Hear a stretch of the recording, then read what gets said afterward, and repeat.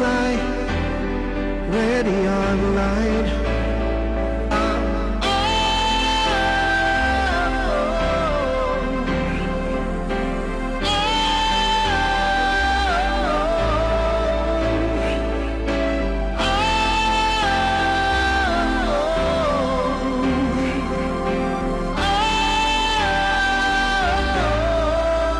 Listen to the top songs of great performance now streaming on Wfgs. Pakiayos natin mga kapitbahay ang ating mga orasan. As usual, saan man tayo nandoon na dako ng daigdig sa mga sandaling ito, oras natin ay ganap ng ika-10 ng gabi, Philippine Standard Time, alas 3 ng hapon sa London, alas 5 ng hapon sa Kingdom of Saudi Arabia, alas 12 ng hating gabi sa Australia, of course alas 7 ng umaga dyan sa California. Ngayon naman dito sa East Coast, ganap ng ika-10 ng umaga.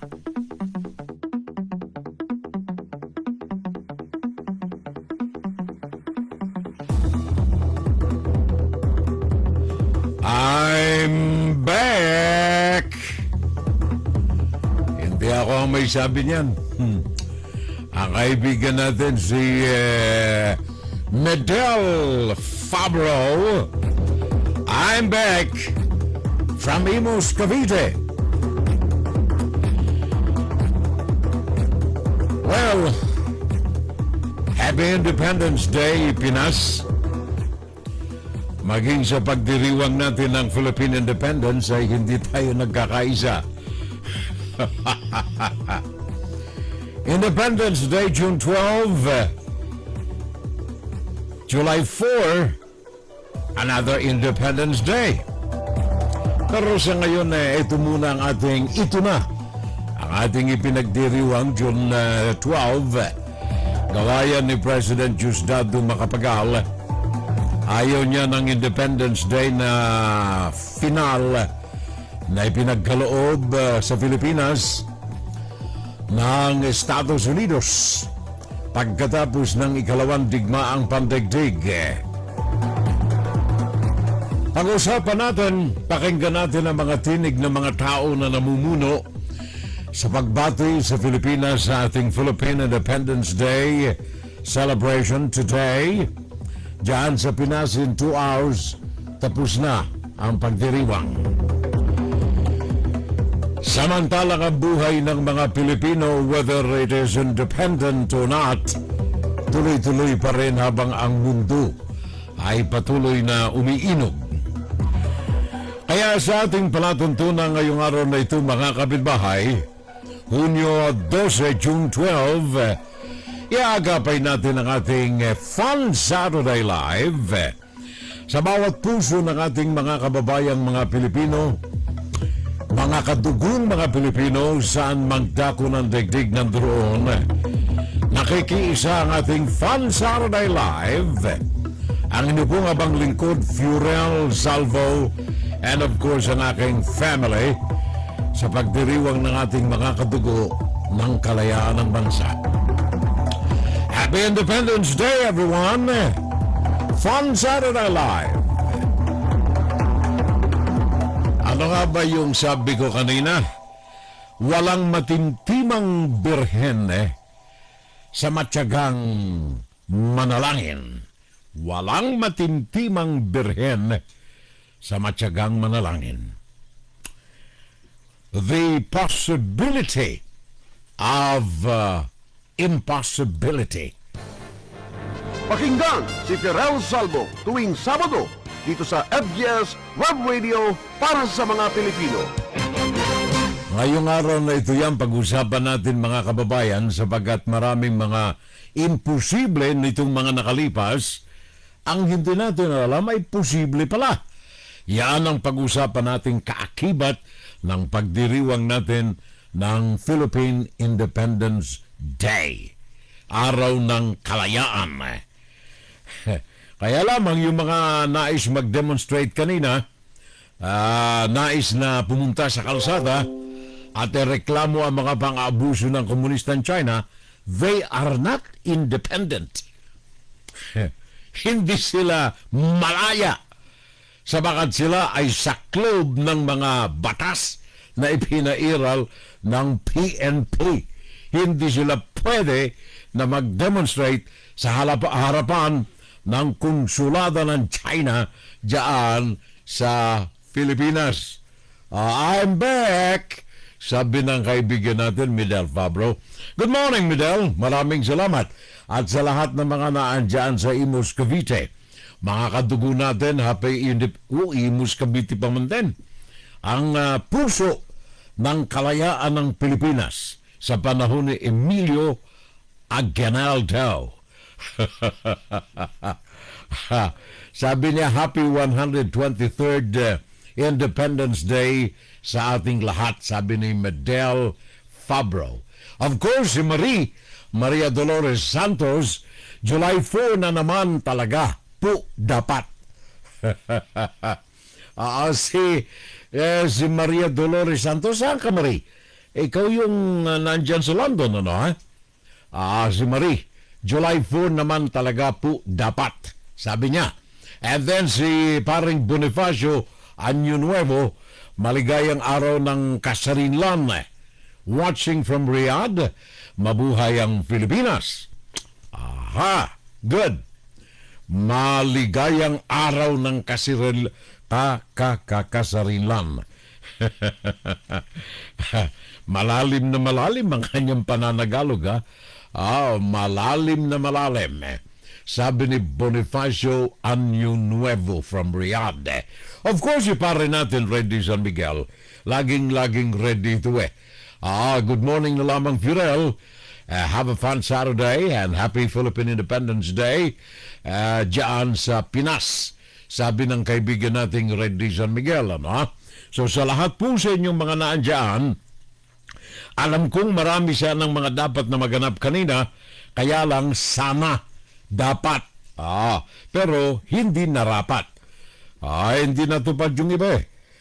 Yung Manila Police District, MPD, ay hindi pinayagan yung mga nagprotesta na maglunsad ng rally sa lungsod ng Maynila. Ito ay upang imarka ang Independence Day ngayong araw na ito.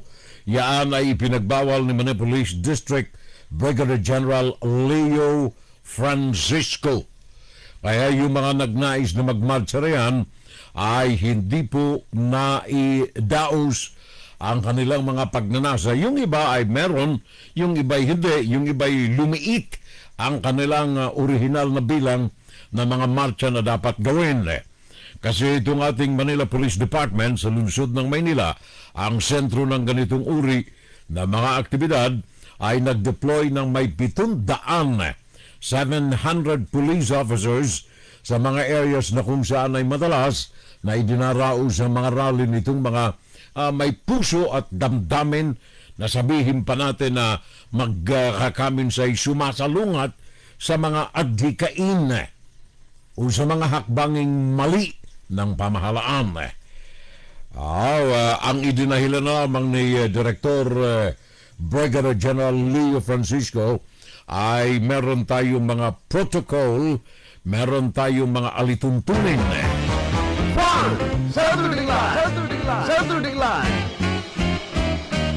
Mga alituntunin na dapat na sundin sa biyaan ni General Leo Francisco. Kaya yung mga...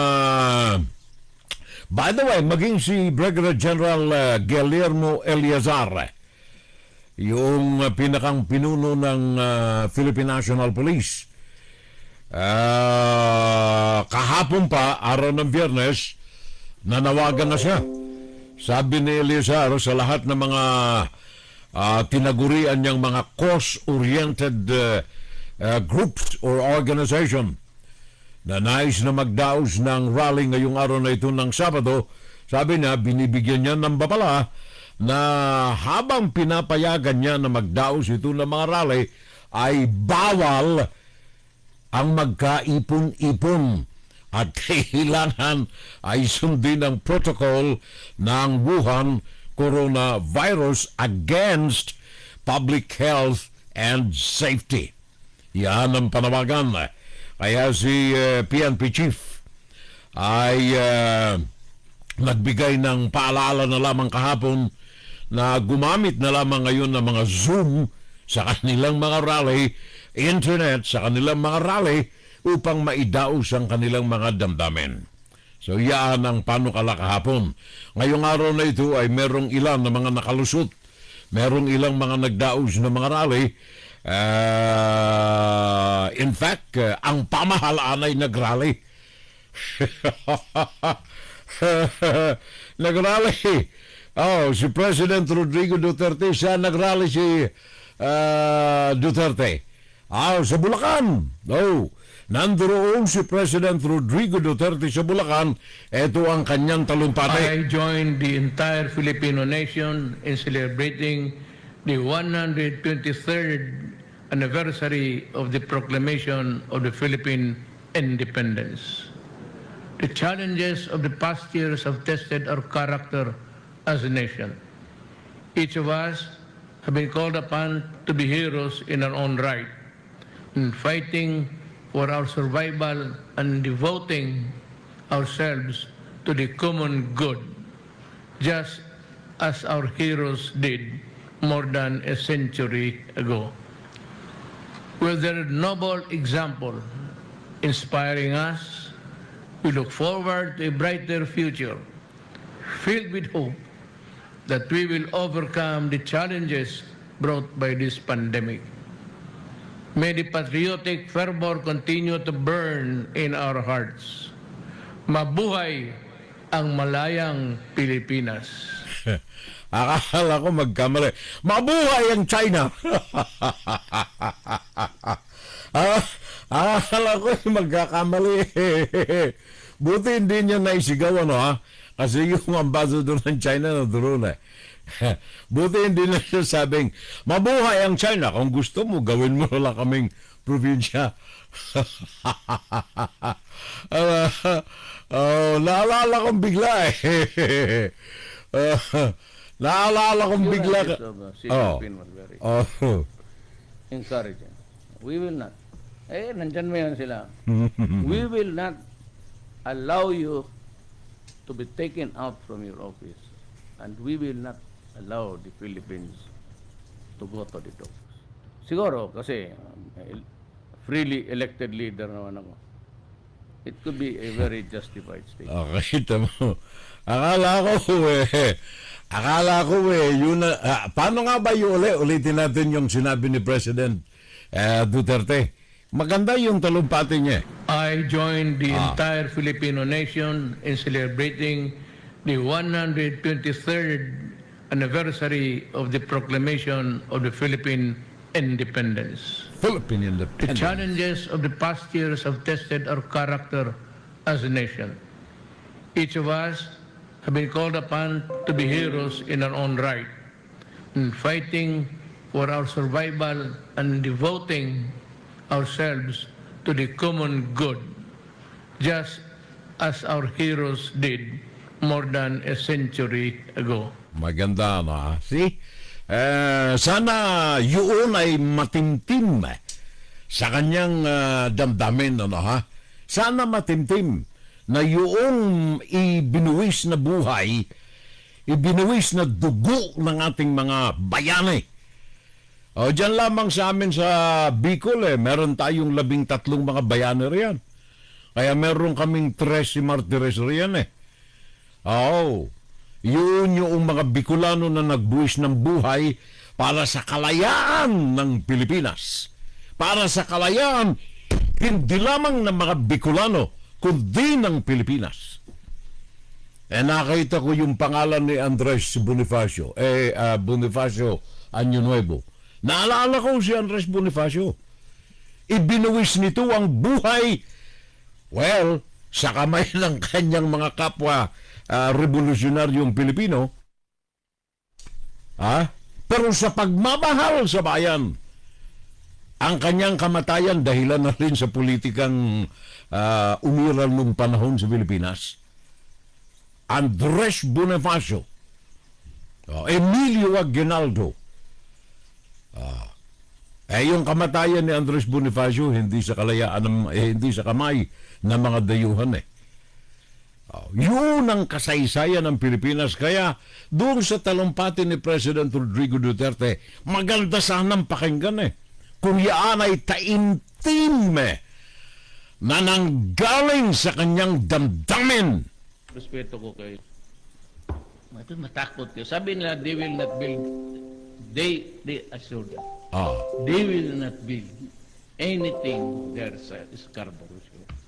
Maniwala kayo kasi yan ang commitment sa akin ng China. Joint naman. Yung oil mo, dito mo ang pinakamarami. 2/3 amin, 1/3. Mayaman naman kayo. Saka probinsya na kami. Okay. Yan ako'y nalilito Nalilito ako mga kapitbahay Maganda yung talumpati ni President Rodrigo Duterte sa kalayaan ng Pilipinas. Napakagandang pakinggan, taimtim sa kanyang puso, sana nang galing. Libre na lahat. Magkakaminsan nagdurugo ang puso natin kapag meron tayong mga naririnig na ganyan, Ang gusto ko sanang pakinggan itong mga ganitong uri. With their noble example inspiring us, we look forward to a brighter future, filled with hope that we will overcome the challenges brought by this pandemic. May the patriotic fervor continue to burn in our hearts. Mabuhay ang malayang Pilipinas. Maganda, Maganda. Mabuhay ang malayang Pilipinas, mga kapitbahay. Matakot kayo. Sabi nila, they will not build. They assured us. They will not build anything there sa Scarborough. Gawain na lang ninyo kaming province, Fujian, pati Philippine province of China. Okay, muna. Ako'y nalilito Nalilito ako mga kapitbahay. Pero sa lahat po ng ating mga kadugong mga Pilipino, ang aking panalangin, ang aking pakiusap, magkaisa para sa pagmamahal sa ating bayang tinubuan, paring Jeff Coruno. Ang mga tatay, Nobyembre 30, Sir Fiorel, ang araw ng kalayaan. Maray na banggi from Lagunoy, sabi ni Jeff Coruno. And then si Rosita DC, sabi niya, kumusta na lamang Fiorel? Stay safe na lamang, stay healthy na lamang, always, sabi ni Rosita DC. And good evening, Fiorel. And to all viewers of Fun Saturday Live, Happy Independence Day sa lahat sa atin, sabi ni Teresita Sampaga. And of course, ang aking kaibigan, Eduardo Sita, ng Edwards Travel from Virginia Beach, diyan sa Florida, Las Vegas, yan ang Edwards Travel and Tour ng kaibigan natin Eduardo Sita ngayon nakaantabay. Sunny but chilly morning, Brother Fiorel, sabi ni Mirna Guillermo. Ako'y natutuwa sana sapagat, araw ngayon ng kasarinlan ng Pilipinas, sana maganda ang damdamin ng bawat Pinoy. Ang July 4 ay Philippine-American Friendship Day, sabi ni Midel Fabro. Naging malaya tayo noong June 12, 1898 sa kamay ng mga Espanyol. Kaya ito ang sinunod ni Pangulong Diosdado Macapagal. Dati po ay July 4 ang ating araw ng kasarinlan, sabi ni Midel Fabro. Hello, Rosita. June 12, Happy Independence. Good morning, bro, and to all our viewers. Sabi ni Parang Junior Dal, Maria Dolores Santos, tiyak hindi siya ang nagsulat ng kanyang talumpate. referring to President Rodrigo Duterte. Good morning and happy 123rd Philippine Independence Day sa lahat ng mga Pinoy. Sabi niyang pare nating Nante Tudio. 15 martires sa Bicol. Okay. 13 lang, sir, ang alam ko. 15 ba? Oh. Lynn Veloria, good morning. Good evening pala. And one hello, my friend, watching your program from Manila, Philippines. Happy Independence Day sa lahat. Sabi ni Lynn Veloria. May nakikinig po ba sa sa lokong yun, sabi ni Reddy San Miguel. Good evening po, sabi ni Carmela Tanyada. Magandang umaga, gandang gabi. And then of course, si James Escanio. As always, watching from Maryland, Furel, listening to your insights and comments. Stay safe na lamang as always, along with your family, and keep doing what you do best. Sabi ni James Escanio. Thank you, pare ko. Watching from Japan, si Carmela Tanyada, ang aking kapatid at tinen. Sabi niya, hello, no, watching here sa Legazpi. Sabi nila, pag kumakati ang ilong, yayaman magkakapera. Kanina pa nangangati ang ilong ko. Ngayon, hindi ho lang si President Duterte ang nagtalumpati bilang pagbati sa ating mga kadugong mga Pilipino, maging ang presidente namin dito sa Amerika, Joe Biden. Joe Biden. Whether legal na naging presidente or illegal dahilan sa mga kontrobersya sa eleksyon noong nakalipas na Nobyembre, siya ang presidente ngayon na kinikilala ng Amerika, at sa mga Pilipino, meron siyang mensahe. To all the people of the Philippines, happy Independence Day. It's my honor as president to send best wishes and the enduring friendship of the American people as you celebrate this joyous occasion. This year, our nations are also celebrating two momentous anniversaries. Our 75th anniversary of diplomatic relations and the 70th anniversary of our strong alliance. The Philippines and the United States share so much history, and our people are forever connected through our deep bonds and shared sacrifices of valor, of family, and of friendship. More than 4 million Filipinos and Filipino Americans call the United States home. That's right. They make invaluable contributions to communities all across our country, and they enrich the American character, making our nation stronger and more vibrant. As we honor this joyful occasion of independence and friendship, let's also look to the future, at the challenges our two countries must continue to work to take on together, from defeating this pandemic and strengthening the global preparedness for the next one, to advancing a free and open Indo-Pacific region for all peoples.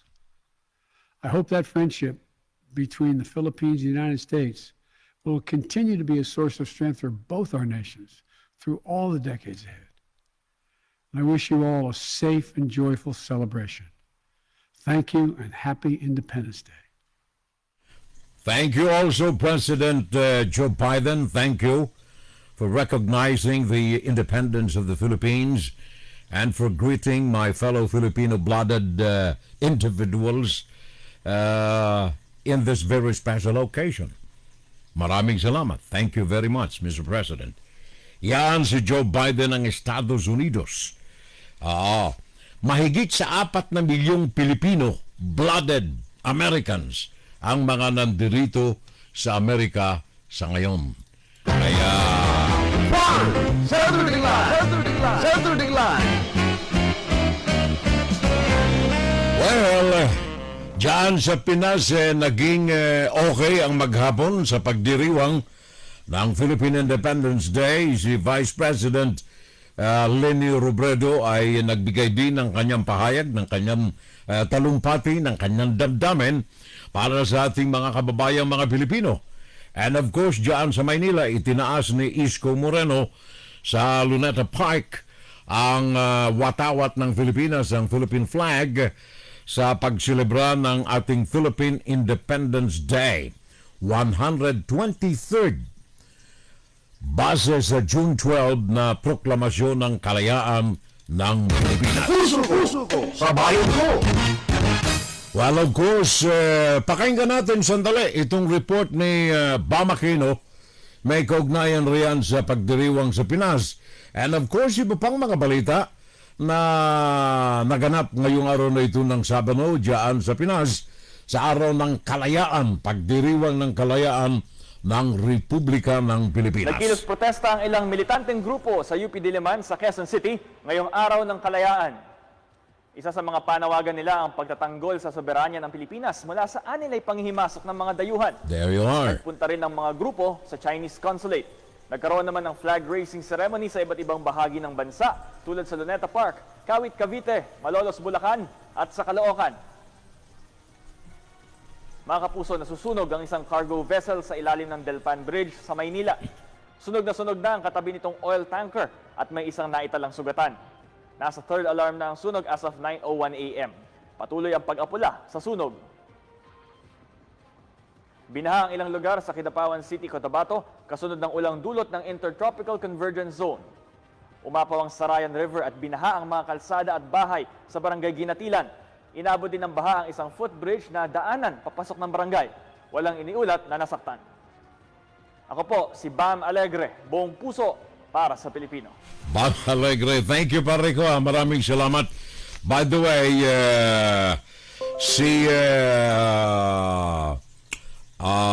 anong tawag niyan? Si President Duterte ay nandoon sa Malolos, Bulacan kanina. Doon niya ipinagkaloob ang kanyang talumpati. Alas 4 ng hapon niya naganap kanina.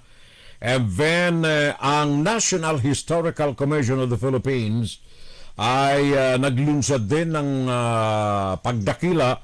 pagdiriwang ng 123rd Independence Day sa iba't ibang panig ng bansa. Simultaneous na nag-alay ng mga bulaklak sa 12 mga historical places nationwide na pinangunahan ng National Historical Commission. So yan ay ngayong araw na ito, araw ng Sabado. Ang Cebu Pacific, ito'y magandang balita ito watching from Japan, Carmela Tanyada. Ngayong araw na ito, kapitbahay, ang Cebu Pacific ay nag-alay na naman ng panibagong promotion. Anong tawag nila? Independence Day Piso Sale. Ngayong araw na ito, June 12 hanggang sa Lunes, June 14. Kung kayo ay bibili ng ticket simula ngayong araw na ito ng Sabado online or kaya personal sa kanilang mga agents or offices hanggang sa Lunes, Hunyo 14, either for domestic or international flight, piso lamang ang halaga. 1 peso ang halaga ng bawat upuan. Ito ay bilang kanilang kaloob sa mga kadugo nating mga Pilipino sa pagdiriwang ng Philippine Independence Day. Ang travel time, maaring gamitin ninyo ang mga ticket na ito from November 1, 2021 to March 26, 2022. Makabili na nga ng ticket. Kung babiyahe kayo either domestic or international using Cebu Pacific, 1 peso ang bawat upuan. Yan ay pwede ninyong gamitin ang ticket from your flight dated from November 1, 2021 to March 26, 2022. Meron din kayong 25% off sa Cebu Pacific Fare bundles covering prepaid baggage or option to convert to a travel fund in case of trip postponement. Para sa mga detalye nito mga kapitbahay, puntahan na lamang ninyo ang webpage ng Cebu Pacific. Yaan ay kanilang Independence Day offer today hanggang sa Lunes 14. Si Vice President Leni Robredo ay nagbigay din ng kanyang talumpati, ng kanyang mensahe. Sabi niya, public should remember this day in the face of the pandemic, the destruction of the planet, the hardship, and the hunger. Meron siyang talumpati. Mapakinggan natin sandali, ha? Para naman mas maliwanag na naintindihan ninyo ang kanyang pahayag. Tayo ay nasa posisyong ito dahil hindi natin matalikuran ang tawag ng paninilbihan. At hindi natin sasayangin ang pagkakataong paigtingin ang ating mga ipinaglalaban. Yinayakap natin ang responsibilidad na may buong pagpapakumbaba, pasasalamat at pagsusumikap. Ang mga pangarap ng ating Pangulo at ating mga plano para sa bansa ay nagkakatugma patungo sa iisang hangarin, ang mabigyan ng tunay na kaunlaran ang ating mga kababayan, lalo na ang mga napapag-iwanan. Panata natin na malagpasan ang kahit ano pang hamon. Hindi natin hahayaang mapigilan tayo ng anumang balakid upang makapagsilbi. At handa tayong makipagtulungan sa lahat. Ang tanging paraan lamang para matupad ang hangaring ito para sa ating bansa ay ang sama-samang pagkilos.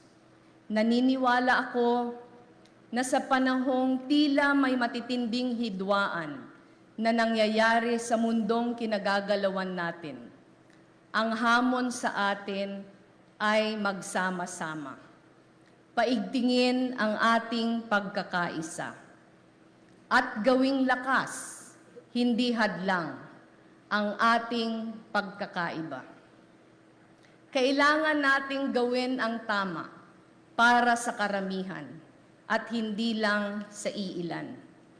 Ang katapatan ay dapat ibigay sa ating pinangakuang pagsisilbihan, kahit labag pa ito sa ating pansariling interes.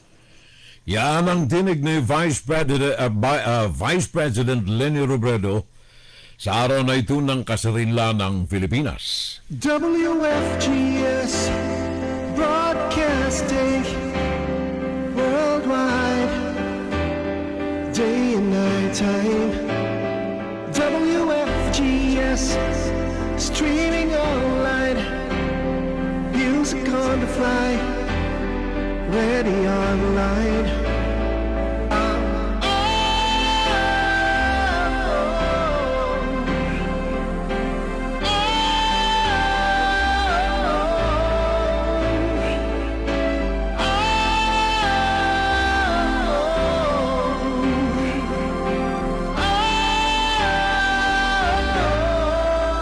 Listen to the top songs of great performers now streaming on W.FGS. Oras natin ay ganap ng 33 minuto makalipas ang ganap na ika-10 ng gabi. Filipino Standard Time, alas 10:33 ng umaga. Eastern Standard Time, alas 3:33 naman ang hapon dyan sa London. By the way, ngayong araw na ito, araw ng Sabado, 12 ng buwan ng Hunyo, isang grupo ng mga supporters ng Vice President Leni Robredo ang ngayong ay naglunsad ng Kilusan Movement upang sa ganon ay hikayatin ang Vice Presidente na tumakbo opisyal bilang Presidente ng Pilipinas sa nalalapit na halalan next year. Ang paglulunsad na ito ng Team Leni Robredo ay isinabay sa pagdiriwang ngayon ng Independence Day. As of now, ay wala pang desisyon si Vice President Leni Robredo kung ito ay tatakbo bilang Pangulo ng Bansa sa halalan. Ang Team Leni Robredo ay binuksan ngayong araw na ito sa magitan ng kanilang Facebook account kaninang alas 6 ng hapon ang kilusan na ito, at ito ay pinangunahan ng mga singing stars, sina Bituin Escalante, si Juris, Louis Ocampo, and the bands, ang Moonstar 88 at ang Six Cycle Mind. Sila ay mga professional, mga artista, mga banda na ikangay nagpasimuno ng kasayahan sa paglulunsad kaninang alas 6 ng VP Leni for President Movement ngayong araw na ito. Of course, kaagapay nakasama nila ang ilang mga celebrities kagaya kay Enchong D, Lauren Young, Sab Magalona, Rica Paralejo at maraming iba pa. VP Leni Robredo Movement for President. Yan ay nilunsad kanina lamang sa pamagitan ng kanilang Facebook account. If you are there na nanonood sa atin, say something na kaya namin nababati rin natin. Ano, ha? And of course, pakishare na lamang yung ating palatuntunan ngayong araw na ito kung kayo'y naandyan sa YouTube, sapagkat tayo po naman ay simulcast na nagsasagawa ng broadcast na ito, paki-share and then subscribe na rin. Ano, ha? Ang ating mga nasa pamunuan, Senado, Kongreso, ay sinamantala rin ang araw na ito ng kasarilan ng Pilipinas para manawagan. In fact, sabi ni Senator Risa Hontiveros, as the country celebrates its Independence Day, Filipinos must come together to stand up against China and its continued presence in the West Philippine Sea. Yan ay ayon kay Risa Hontiveros. Huwag daw tayong manahimik. This Independence Day, I call on every one of us, sabi ni Hontiveros, especially our own government officials, to take a united stand against the greatest enemy, the gradual erosion of our sovereignty in the West Philippine Sea. Sabi yan ni Risa Hontiveros. Well, hindi lamang siya ang ilan sa mga nananawagan dito, maging ang nakakulong na si Laila de Lima. Nakakulong nang wala pang mga pagdinig sa kanyang mga kaso because of political persecution. Sa loob ng kanyang bilangguan ngayon, si Senator Laila de Lima ay nagsabi rin na kailangan ay itigil na ni President Rodrigo Duterte ang pagkaladkad sa buong bansa sa kanyang tinatawag na abiding friendship with China. His being a lapdog of China is not equivalent to having a deep and abiding friendship. Yan ang mga pahayag ni Senator Laila de Lima.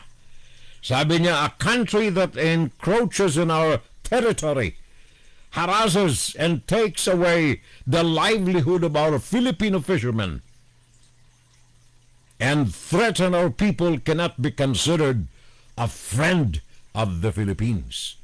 Yan ay sabi ni Laila de Lima, patungkol yan sa komunistang China at kay President Rodrigo Duterte. Mr. Duterte's strategy of subservience and servility betrays the Constitution and the Filipino people. Pahayag po yan ni Senator Laila de Lima ngayong araw na ito, araw ng Sabado, pag-obserba ng ating araw ng kasarinlan ng Pilipinas. Pakinggan si Pirel Salvo tuwing Sabado dito sa FGS Webradio para sa mga Pilipino. Freedom Day ngayong araw na ito dyan sa Pilipinas. Ano ba yung ginagawa ngayon dyan? Sa Pag-asa nga pala mga kapitbahay, sa Pag-asa Island. Puso ko sa bayan ko. Ngayong araw na ito ay pinaliwanag ang Pag-asa Island. Yan yung isang maliit na isla na talagang konsideradong isla. Sabagat yan ay hindi lumulubog, lumilitaw, depende sa maghapong panahon. Yang Pag-asa Island, bahagi po yan ng baryo ng baryong bahagi ng Palawan Province. Yan ay pinailaw ngayong araw na ito, pinaandar na yung generator, bahagi ito ng pagliliwanag, pag-asikaso ng pamahalaan upang maglagay ng importansya sa mga civilian life na naandyan sa Pag-asa Island. Is in which on ngayong araw na ito ang 300 kilowatt power dyan sa Pag-asa Island. In fact, ang National Power Corporation ay naglaan ng 33 milyong piso para sa naturang proyekto na tinawag nilang Kalayaan Diesel Power Plant dyan sa Pag-asa Island. At ito ay kasama na sa halagang ito na 33 milyong piso ay ang supply, pagpapaganda, power plant, ang pag-aayos ng pasilidad, kasama na ang mga housing units, government office dyan at ang military camp dyan sa Pag-asa Island. Yan ay simula ngayong araw na ito, may ilaw na. Mandaki mo, sa tagal ng panahon sa tagal ng panahon na meron tayong mga civilian life, may mga paaralan riyan. May paaralan riyan, may clinic diyan, kumpleto, civilian, barangay, diyan sa Pag-asa. So, sa awa ng Diyos, maging yung kanilang runway ay inayos na. And then, may daungan na rin ng barko diyan sa Palawan.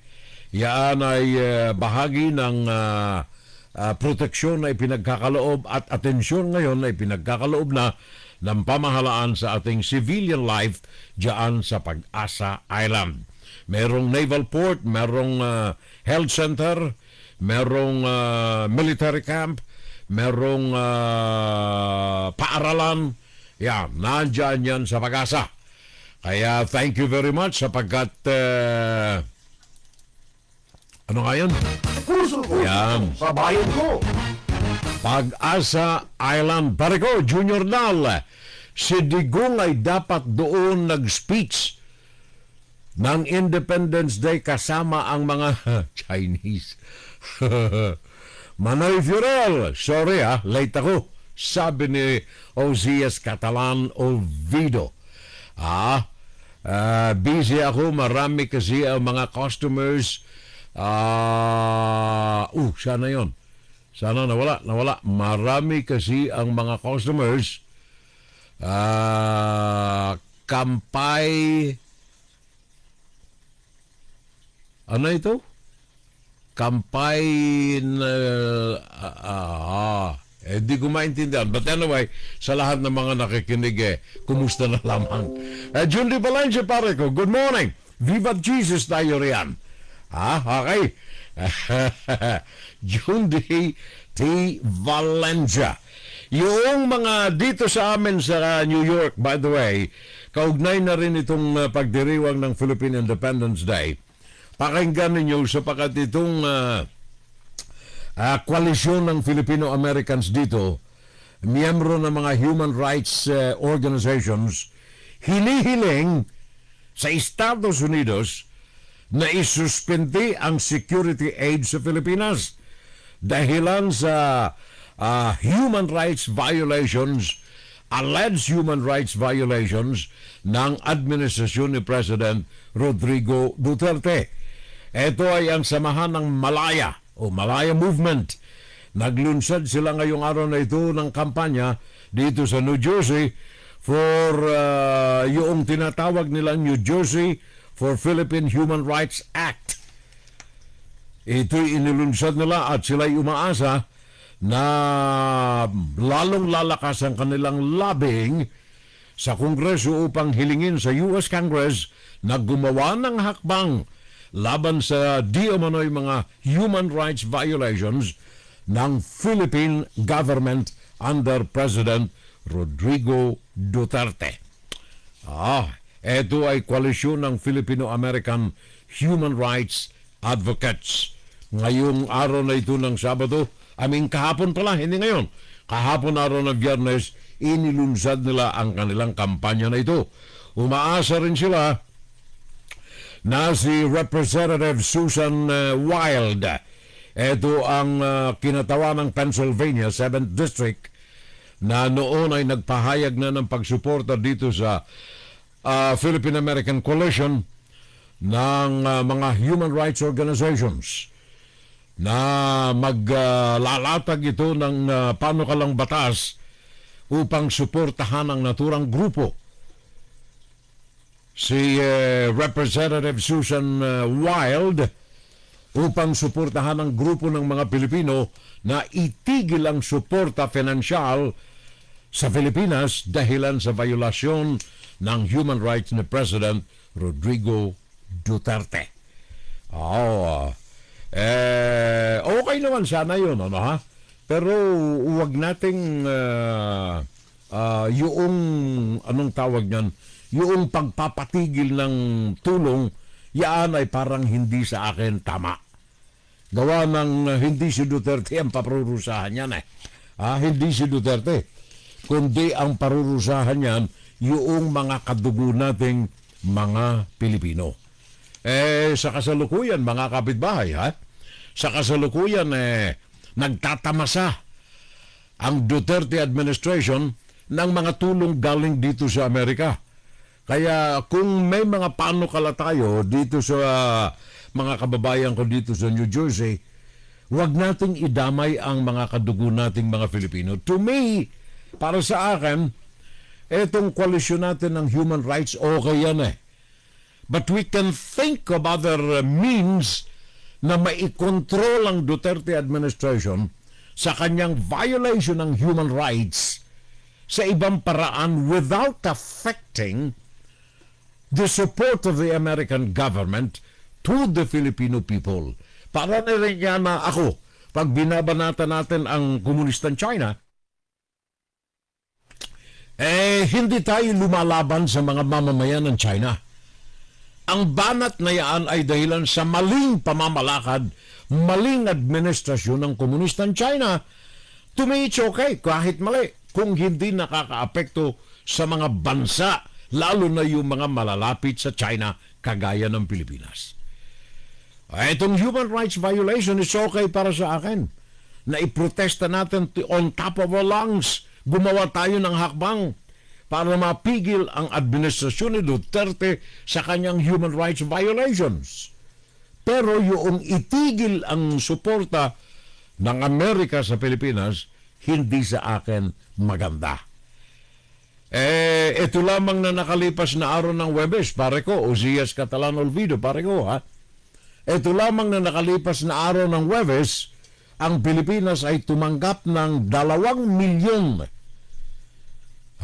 2 milyon na doses ng Pfizer BioNTech vaccines.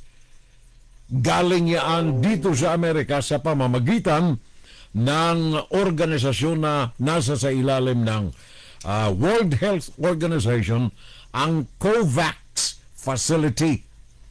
Kapag po ang mga donasyon na yaan galing sa COVAX, 90% ng mga yaan galing dito sa Amerika. Yan ang nais kong iliwanag sa inyo. Kaya nga nung dumating nung araw ng Webes, 2.2 million Pfizer doses diyan sa Pilipinas, libre, galing sa COVAX. Yan ay galing po dito sa Amerika. Ngayon, kaya hindi yan pinapansin ni Duterte. Wala. Ang mga sumalubong dito nang ito'y dumating dyan sa Manila International Airport ay ang vaccine czar Carlito Galvez lamang, ang Presidential Assistant on Foreign Affairs at hepe ng Presidential Protocol, Robert Borge. Sila ang mga sumalubong dito sa 2.2 million na mga doses ng Pfizer galing sa COVAX facility na galing dito sa Amerika.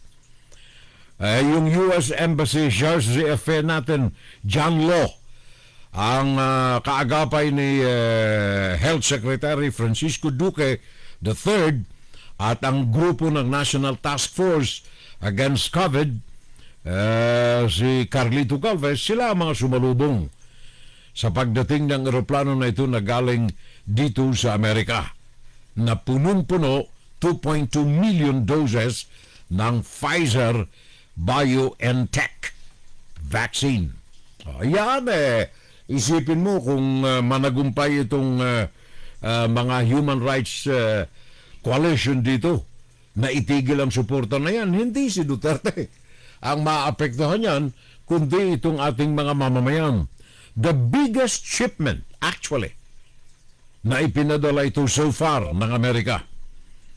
At hindi lamang yan mga kapitbahay, hanggang sa mga sandaling ito, ang pamahalaan ni Duterte, hanggang ngayon, ang pamahalaan na ito ni Duterte diyan sa Pilipinas, bagaman hindi niya ina-acknowledge, wala tayong naririnig na pasasalamat, pero ang pamahalaan ni Duterte ay tumanggap na ng mahigit sa 5 milyong doses ng bakuna galing dito sa Amerika through the COVAX facility. More than 5 million doses diyan lang sa Pilipinas. Ang pagkakaintindi ko, 1.5 million pa lang ang nababakunahan. 5 milyon na ito Nung Webes, dumating uli 2.2 million. Galing dito sa Amerika. Galing sa Pfizer, galing sa COVAX. 5 million na. Hindi pa kasama itong 2.2 million ang narating na dyan sa Pilipinas galing dito sa Amerika. Ayon sa mga natatanggap natin dito, etong huling shipment na ito ay dapat kayong mga naandyan sa Cebu at Davao ay ilan sa mga mapupuntahan ng mga bakuna na ito. In fact, ayon po dito kay Charles de Affair ng Amerika, sabi niya, the United States is committed to leading the global response to the COVID-19 pandemic, and we will continue to support the Philippines in its vaccination and COVID-19 mitigation efforts as its reliable friend of the United States. Yan ay pahayag mismo ni Mr. Law. The June 10 arrival is the 5th shipment of COVAX vaccines to the Philippines from the United States. Nitong nakalipas na Pebrero, baka hindi po natin nalalaman. Nung nakalipas na buwan ng Pebrero, ang Amerika ay nakapagbigay na ng halagang umaabot ng 4 billion, 4 na bilyon na dolyares, roughly 194.5 billion Philippine money para lamang matulungan ng Pilipinas dito sa Wuhan coronavirus pandemic na ito. 27 million more ang inaasahan pang darating riyan sa Pilipinas galing dito sa Amerika. Kaya yung kwalish ng mga human rights natin dito sa kapitbahay namin sa New York, dito sa amin sa New Jersey, it's okay, I am with you. Ako'y nasa sa inyo, umaalalay ako sa inyo sa mga adikain kagaya nito na labanan ng Duterte administration sa kanyang mga pang-aabuso sa human rights violations. Pero ang hingin sa Amerika na itigil ang suporta nito financial sa Pilipinas, diyan tayo nagkakatalo. Puso ko, sa bayan ko. Marilyn Villaluna. Hi Marilyn, good morning. Sabi niya, good afternoon, Furel. Naka-alarm talaga ako para hindi ko maligtaan ang special day today sa Fun Saturday. Love watching your program. Ingat na lamang, Furel. Marilen Villaluna. Thank you, Malene. Maraming salamat. Duterte administration is a toxic to the public. A sabotage of government. Sabi ni Junior Dalle. Yan. Mga damdamin niya ng ating mga kababayan, sana napapakinggan ni President Rodrigo Duterte. Maging yung, by the way, I am very proud na meron akong dugong Pilipino. Maging yung prinsipe ng United Kingdom, merong G7 na ginaganap ngayon doon sa United Kingdom. And of course, kapag merong mga ganyang mga big names, ang mga nagkakaipon-ipon, ang media nagkakaipon-ipon din. Media nagkakaipon-ipon din. Ngayon, ang isa sa mga napagtuunan ng kamera diyan sa United Kingdom ay si Prince Charles. Alam ba ninyo na si Prince Charles, anak yan ni Queen Elizabeth? Si Prince Charles ay nagpahayag ng mga matatamis na mga kataga para sa ating mga dugong mga Pilipino. Ano ang sabi ni Prince Charles kahapon, Friday? Sabi niya, pinagpipitaganan niya, sinasaluduhan niya ang mga Pilipino, especially yung mga nurses na mga Pilipino, mga nasa frontline dyan sa United Kingdom, mga healthcare workers dyan sa United Kingdom, na mga Pilipino, dugong Pilipino, particularly in the National Health Service amid the coronavirus disease pandemic in the world. Dyan sa United Kingdom in particular. Sabi niya, ito mismo ang kanyang mga kataga, we are more than fortunate than we perhaps realize to have many thousands of nurses and other healthcare workers from the Philippines working in the United Kingdom, particularly in the National Health Service. Yan mismo ang mga kataga ni Prince Charles. Ito'y inihayag niya ito sa television sa harap ng milyon na mga mamamayan ng Bretanya. To these wonderful, selfless people from the Philippines, I wanted to offer my most heartfelt gratitude for the outstanding care and comfort you give to our patients. You have made a truly remarkable contribution to the health and well-being of so many people across the country at such a difficult time. Sabi yan ni Prince Charles. Sabi pa niya, the bonds of friendship between us are stronger than ever. At a time when we have faced the unprecedented challenges of the Wuhan coronavirus, those links have provided a foundation for us to work together towards a better future. Napakasarap pakinggan. Yan ang mga kataga ni Prince Charles ng United Kingdom.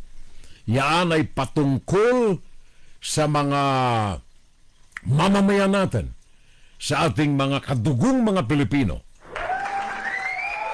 na nandoon sa United Kingdom and yung mga pinanggalingan itong mga pamilya diyan sa Pilipinas.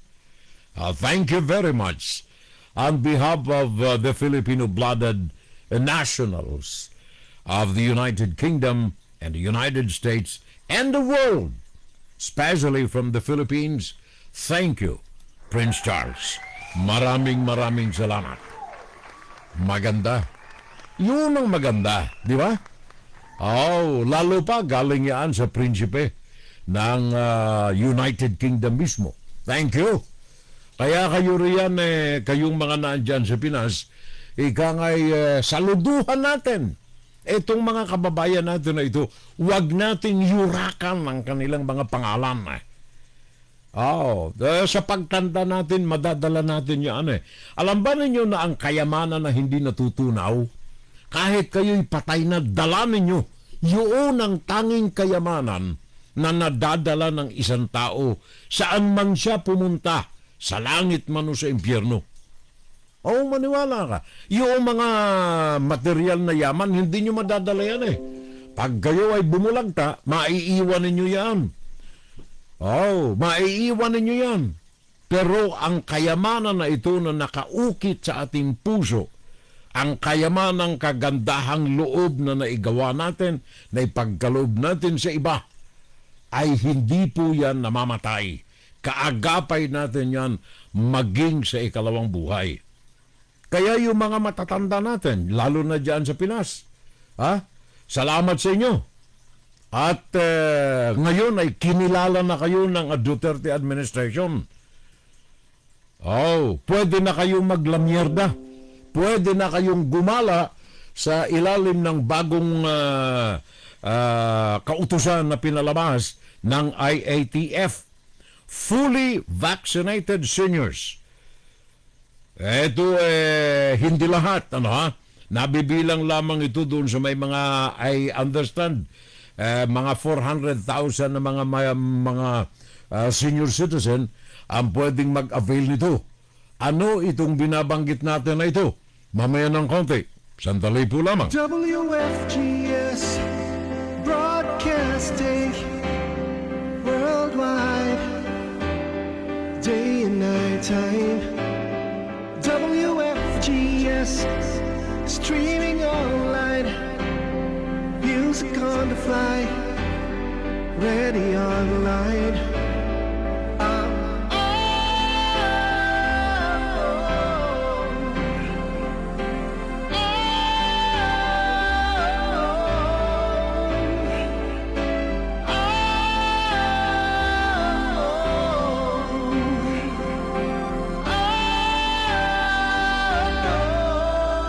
Listen to the top songs of great performance, now streaming on W.FGS. Oras natin mga kapitbahay, ganap ng 1 minuto. Makalipas ang alas 11 ng gabi, Philippine Standard Time. Of course, alas 4:01 na dyan sa United Kingdom. Alas 6:01 naman dyan sa Kingdom of Saudi Arabia. At alas 11:01 naman ng umaga, Eastern Standard Time, USA. Diyan sa California, yung mga kababayan natin, nag-aalmusal pa lamang, alas 8:01 pa lamang ng umaga. Diyan sa California. Samantalang sa Australia, 1:01 ng hating gabi. Kayo pong mga matatanda, mga senior citizen, diyan sa Pinas, effective Monday, sa Lunes, Hunyo 16, pwede na kayong maglamyerda. Kayong mga senior citizens, hindi lahat po ng mga matatanda kwalifikado, by the way. Ito ay doon lamang sa mga kumpleto ang mga bakuna na bakunahan na ng uno, na bakunahan na ng pangalawa, pwede na kayong maglamyerda. Subalit. Hindi kayo pwedeng maglamyerda kung kahit saan. Kung kayo ay taga Metro Manila lamang kayo maglalamyerda. Yan ay isang zona. Kung kayo ay pupunta ng, for example, Boracay, kung kayo ay fully vaccinated at meron kayong mga kumpletong papeles, baka pwede kayong pumunta ng Boracay. Para mas maliwanag, matawagan na lang natin itong si Ivan Marina. Ivan Marina dyan sa GMA. Go ahead. Ang mga senior citizen na mahigit 1 taon ding timbahay dahil sa COVID pandemic. Laya na. Pero wait, ito ang mga kondisyon. Limitado lang ito sa GCQ at MGCQ areas. Dapat kumpleto ng bakuna. Nakalipas na ang 2 linggo matapos maituro ang ikalawang dose. May dala silang vaccination card. Hindi sila pupunta sa ibang zone o bubble. Halimbawa sa NCR Plus lang kung taga rito sila. Paano naman kung labas na ng NCR Plus? Tulad halimbawa mga taga Metro Manila. Pwede na ba sila magbatangas o di kaya magbora? Interzonal travel ang tawag dito. Papayagan naman daw ayon sa IATF, basta point-to-point lang. Ibig sabihin, bawal ang side trip kung saan-saan. So, pwede po silang pumunta ng Boracay, basta point-to-point po yan. From the airport in Manila, pupunta sila doon sa resort na accredited para sa programa na point-to-point program ng ating Department of Tourism. Gaano karaming seniors ang lalaya na? Kung fully vaccinated na requirement lang ang basihan, nasa mahigit 400,000 pa lang sila. Mahigit 1 milyon naman ang isang bakuna na lang ang kulang para lumaya. Bagamat malayo pa yan sa halos 10 milyong seniors sa target bakunahan. Hindi lang kasi limitadong vaccine supply ang problema, ayon sa Health Secretary. Takot lumabas din yung mga senior citizens para magpabakuna. Kasi baka akala nila siguro on the way to the vaccination center, baka mahawa pa sila. Hindi pa ko nahanda yung anak ko sarili ko na magpabakuna. Yung mga anak ko siyempre nagsisianho pa sila, nagsisitutol pa sila. Kasi may edad na po siya, tsaka yung side effect, baka manghina po siya.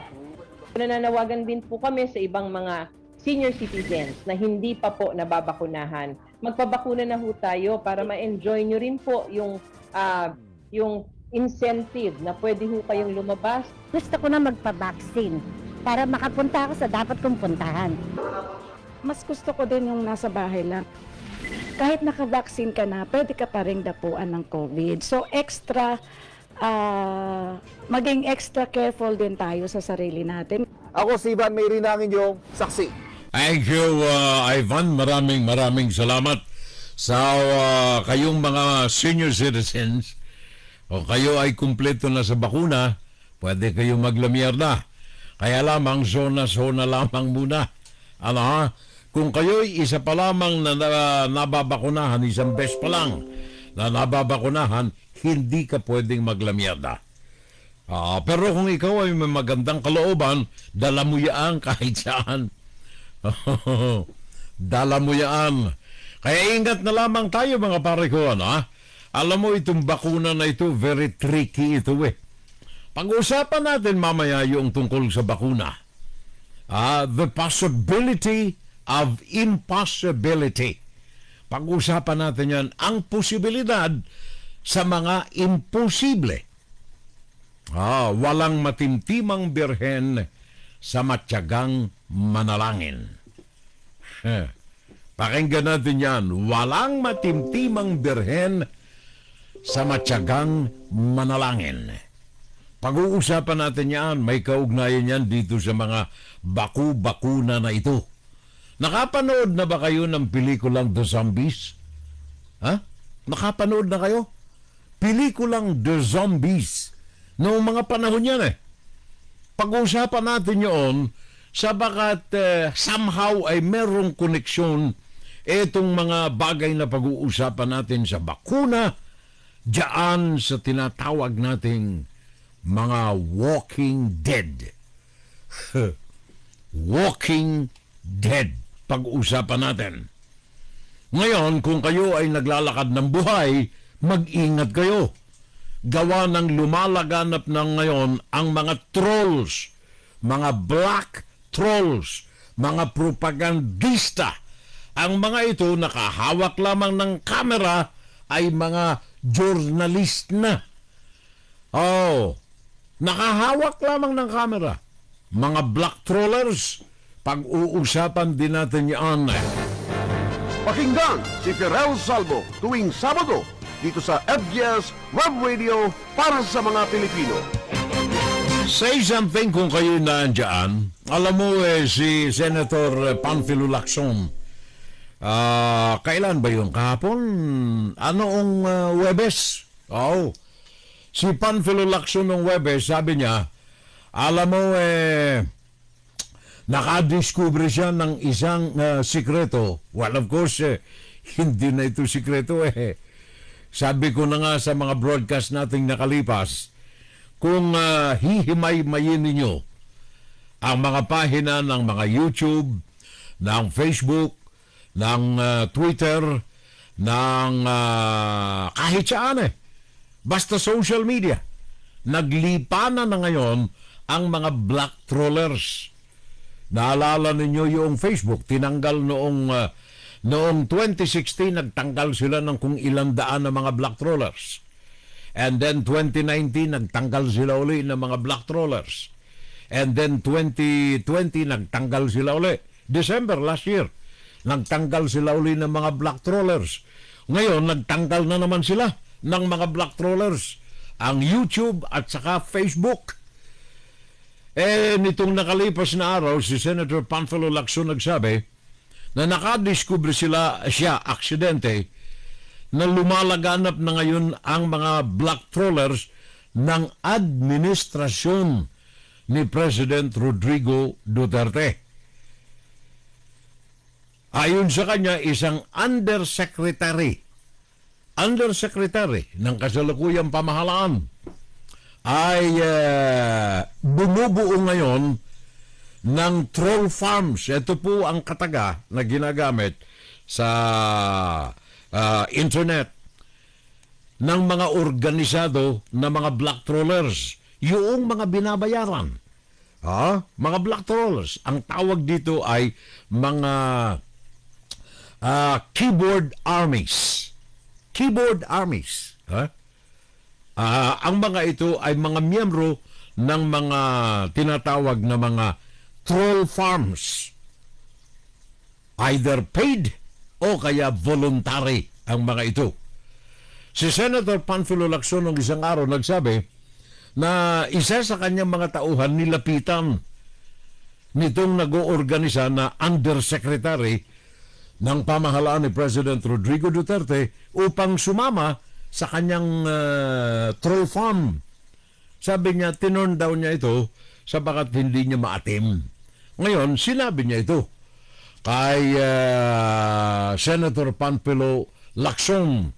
Kaya sabi ni Panfilo Lacson, aba, lumalaganap na uli ang mga troll farms ng pamahalaan. Ngayon pa lang, merong akong alam na isang high official, sabihin nating undersecretary, na nag-organize na ng sa buong bansa, bawat probinsya, hinihingan na ng kota na mag-organize ng at least 2 troll sa isang probinsya. Kasi ang nakausap niya, isang dati kong tauhan, nireport lang sa amin at sinabi niya, sir, nag-decline po ako. Kasi ito yung offer na at nalaman ko tuloy na nag-organize sila sa bawat probinsya ng mag-establish ng troll farm. Kada probinsya, 2 troll farms ang pinapa-organize. You can just imagine if it materializes, and using the resources of the government, whether or not it is sanctioned by Malacanang, well, I hope not, and I don't believe so. Maybe over-eager lang yung official na yon na magpakitang gilas. Playing safe. Sa kanyang ginagawa. Maraming information dumarin sa amin. Talagang maraming trolls na nag-ooperate para siraan yung mga posibleng mga makakalaban. Hindi lang limited sa amin, kundi pati sa mga ibang hindi aligned sa administration. Huli sa balita, si Senator Lacson. Huli sa balita, si Senator Panfilo Lacson. Matagal na ho ito flashback natin, noong 2015, Nick Gabunada, dating account executive ng ABS-CBN, siya ang nag-organisa ng mga black trawlers ni President Rodrigo Duterte. In fact, hanggang sa ngayon, bagaman ito ay pinabubulaanan, nasa plantilla pa ito si Nick Gabunada ng Malacanang. Nagpapatakbo siya ng mga propaganda ng administrasyon at nakikipagtulungan sa PCOO. Ayan ho ang maliwanag na katotohanan riyan Ngayon, itong mga black trawlers na itong mga kapitbahay, organisado ito At yung ginawa ni Nick Gabunada noong 2015 ay nakita ni President Duterte na very effective. Kaya ito ay niretain hanggang sa kasalukuyan. Nagsimula lamang yan sa 500 na mga paid black trawlers. Tapos ang bawat isa sa 500 na ito ay nag-organisa ng kanyang troll farm. Yun ang sinasabi ni Senator Lacson na troll farm. Ano ang troll farm na ito? For example, ako ay hired ni Nick Gabunada na miyembro ng troll group, yung core group mismo. Ako, ang gagawin ko, galing sa isang organisadong writers, ang ilan dito mga magagaling talagang mga anong tawag niyan, advertising executives, like in the person of Nick Gabonada. Kumbaga, for example, ito yung nangyari noong 2015. Ako si Nick Gabonada. Ano man ang nais kong i-publish, coordinated ito sa campaign ni Duterte, i-gather ko yung information. Ipapasa ko ngayon yung informasyon sa 500 na aking mga immediate troll farms. Ito yung core group. Bigay ko sa kanila yung press release. Bahala na kayong bumalasa rito. Yung namang mga nabigyan ay merong kanilang mga sari-sariling mga farms. For example, ako ay may hawak ng troll farmer ko sa Naga City. I-organisa ko rin yan. May bayad yan, may bayad. Sa bawat positibo na ipinupublika mo sa iyong vlog, sa iyong periodiko, kasi kasama yan yung mga legitimate na mga periodiste. Kasama riyan yung mga legitimate na mga broadcasters. Kasama diyan sa mga troll. And then yung iba na mga nakahawak lamang ng camera, yun ang mga illegitimate na mga broadcasters at mga media group na binabayaran ng mga troll farmers ng organisasyon. Yun ang mga nangyayari ngayon. Noong 2019, sandamakmak ang inalis ng Facebook. Noong 2020, sandamakmak ang inalis ng Facebook. Mantakin mo, patuloy ang pag-usbong ng mga ito sapagat kumikita ang mga ito.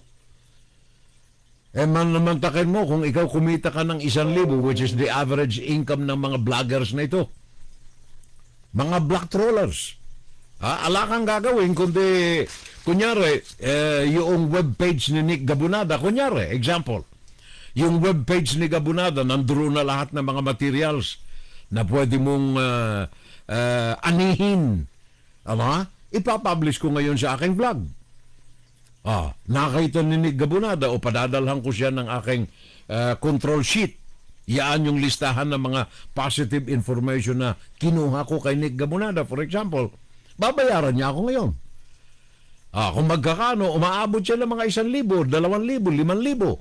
Sa isang araw, milyon. Ilan ang mga kumita yung magkapatid, for example, na nabanggit natin several months ago, na vlogger, organisadong troller. Milyon ang pinag-uusapan nila. Mocha Ocean, for example, 5 milyon ang kinikita niyan sa isang buwan.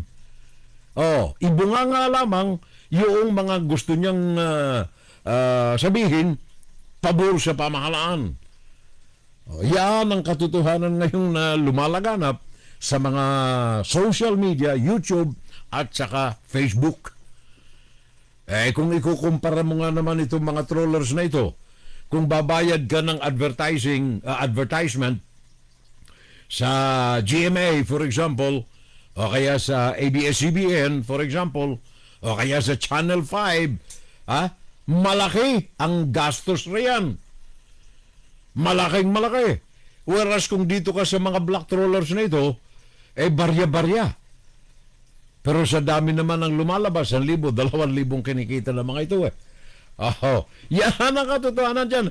Ang masaklap yan, kaya nga ba't sinabi ko the last time, malaking malaki ang panganib na idinudulot nitong mga fake journalists na mga ito. Sabagat ang karamihan sa kanilang mga inilalantad dyan ay mga marketing materials na ang karamihan dyan ay mga propaganda na base magkakaminsan sa mga hindi totoo at mga created images ng mga pinagsisilbihan nilang mga amo. Yun ang masaklap riyan Kaya mapanganib ang social media ngayon, especially na malapit na ang eleksyon. Lumalaganap na yan pare ko. Arnel Mercado, mabuhay po kayong lahat dyan. From Winnipeg, Canada. Sabi ni Arnel Mercado. TC Cuevas, pare ko. Thank you. Welcome back. Good morning, Furel. Sabi niya. Good morning na rin sa iyo, pare ko, ha? And then, of course, si Jeffrey Espina Siao. Thank you. Kala ko wala eh. Akala ko wala ka aking pare. Watching from Saskatchewan, sa Canada. Good morning, Furel. Binabati ko lahat ng mga nagdiriwang o nagdiwang ng Independence Day, specifically, lahat ng mga miyembro ng KKT. Hindi ko alam kung anong ibig sabihin nito, pare ko eh. KKT. Duterte administration. Toxic to the public. Sabi ni Junior Dal. Alright? Thank you. Kaya ingat na lamang kayo riyan, ha? Panfilulaksyon na ang napakinggan ninyong tinig na higa nga'y nagbabadya ng panganib na mga troll farmers. Puso ko, sa bayan ko. Lalo pa ngayon, maraming mga, anong tawag niyan? Mga testing the grounds na nagaganap sa larangan ng politika. Dito na lamang sa panig ng pamahalaan, ngayon ay kanilang mga grupo silang binubuo. Not a sign of fractured administration coalition. Hindi ho yan ang ibig sabihin yan. Tinitest lamang nila kung sinong grupo ang malakas. And then, of course, naandyan ang kunyari, denial na hindi siya tatakbo, hindi ganire, ayaw kong tumakbo. In fact, napakinggan ninyo yung sabi ni President Duterte the other day, di ba? At ilang ulit niya lang sinabi ito sa mga media.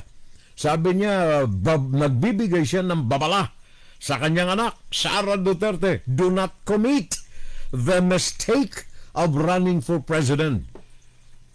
Sincero, hindi. President Duterte, sabi niya sa kanyang anak, nako, ayoko talaga. Ayoko sa aking anak. Sabi ko sa kanya nung Monday, sabi ni President Duterte, sabi ko sa kanya kay Sara nung Monday, anak, maawa ka sa sarili mo. Huwag kang tumakbo bilang presidente. Gawa ng ayokong tanggapin mo ang sama ng loob. Gawa ng mga walang utang na loob na mga Pilipino. Gumawa ka na ng ganito, gumawa ka na ng ganyan, masama ka pa rin. Yan ang sabi ni President Rodrigo Duterte. Wala akong nakita na deserving. Si Inday, kinausap po talaga kagabi. Do not run. Do not ever commit the mistake of running for presidency.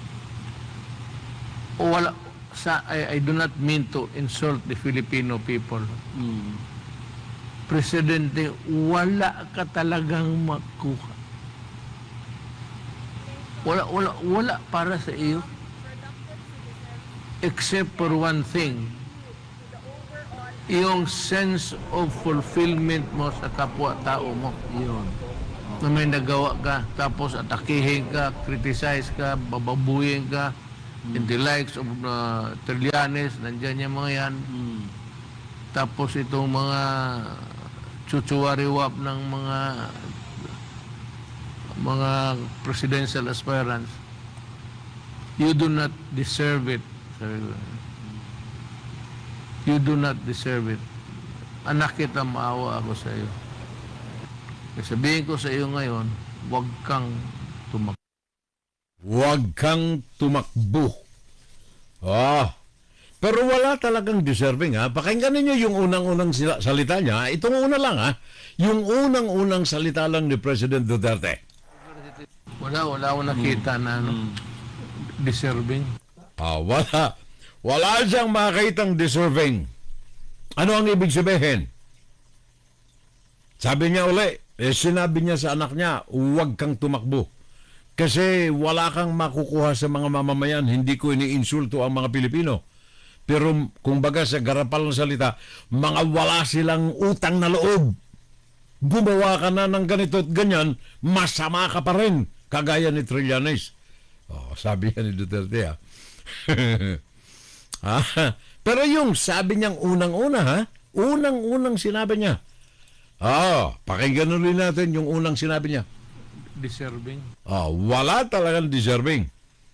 Contradictory kagad eh. Ayaw niyang patakbuhin yung anak niya, pero walang deserving, ha? Sino ang tatakbo? At the end of the day, mga kapitbahay, ang makakita ninyong nasa linya riyan ay lahat mga kaalyado niya, anak niya, kung hindi siya ang pangalawa, si Bongo, si Marcos. Yan, tandaan ninyo yan mga kapitbahay.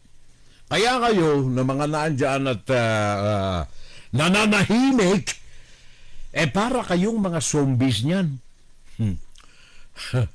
Para kayong mga zombies niyan kung kayo ay nananahimik sa kalagitnaan ng malaking problemang kinakaharap ng bansa dahilan sa pagtatangka ng China na maging probinsya na maging sakop ang Pilipinas, na bukas palad naman na tinatanggap ng administrasyon sa Pilipinas at siya pang nag-aalok na maging probinsya ng China. Kung kayo po ay nananahimik, mga kapitbahay, para kayong mga zombies, mga patay na buhay. Tessie Cuevas, sabi niya, ano ito? Anong sabi ni Parentesi? KKT. Kilusan kontra China pala. Kilusan kontra China, sabi ni Tessie Cuevas. Kasama po rito si Kawaldi Carbonell. Okay? May mag-amang sinungaling. Ayaw niyang maging presidente ang anak dahil wala naman silang kwenta. Sinungaling at sinungaling. Wala kang makuha pero may mga napamigay na mga isla. Okay? Ang lahat na kasi ay para sa kanya ay mga inutil. Wala siyang makita kasi gusto nila na maging Pangulo. Tessie Cuevas. Mirla. Si Ate Mirla pala. Okay, we are listening. Very good news about President Duterte, sabi ni Ate Mirla. Thanks, Ate Mir. Thank you very much for watching. Sinasabi ko nga kanina, mga kapitbahay, kung kayo ay mananahimik riyan, wala kayong ginagawa, tapos na ang pagdiriwang natin ng Philippine Independence. In 34 minutes, tapos na ang June 12. Ngayon, kung kayo ay walang ginagawa, puro na lamang kayo tingin, nananahimik kayo riyan, para kayong mga zombies. Ano ang zombies? Ito yung pelikulang Walking Dead. Naglalakad na patay. Ang sabi ng dictionary, definition ng zombie, a person who has no energy, seems to act without thinking, and does not notice what is happening. Kumbaga, wala siyang lakas, isang zombie. Parang kumikilo siya, pero hindi siya nag-iisip ng kanyang ginagawa. Wala siyang napapansin sa kanyang paligid kung ano ang mga nagaganap. Yan ang zombie, sabi ng Webster Dictionary. Ngayon, kung kayo po ay ganyan, marami ng mga nakikita kayo sa kapaligiran, iniaalok na ang Pilipinas na maging probinsya ng China, naandyan na ang Wuhan coronavirus sa bansa. Kumitil na ng buhay ng napakaraming mga Pilipino. Milyon na ang naapektuhan ito. Para tayong zombie talaga niya. Pagkatapos pinadalhan tayo ng bakuna, Sinopharm, Sinovac, regalo ng China dapat daw nating tanawin ng utang na loob. And then may mababalitaan kayo mga fake na bakuna, ha? Mga fake na bakuna galing sa China. Ngayon mga kabitbahay, etong mga nagaganap sa daigdig na pinasimula ng China, Wuhan Institute of Virology. Ngayon, ito pong Wuhan Institute of Virology ay nasa hot seat. In fact, hindi lamang ito, kundi si Anthony Fauci ay nasa hot seat ngayon. Bakit?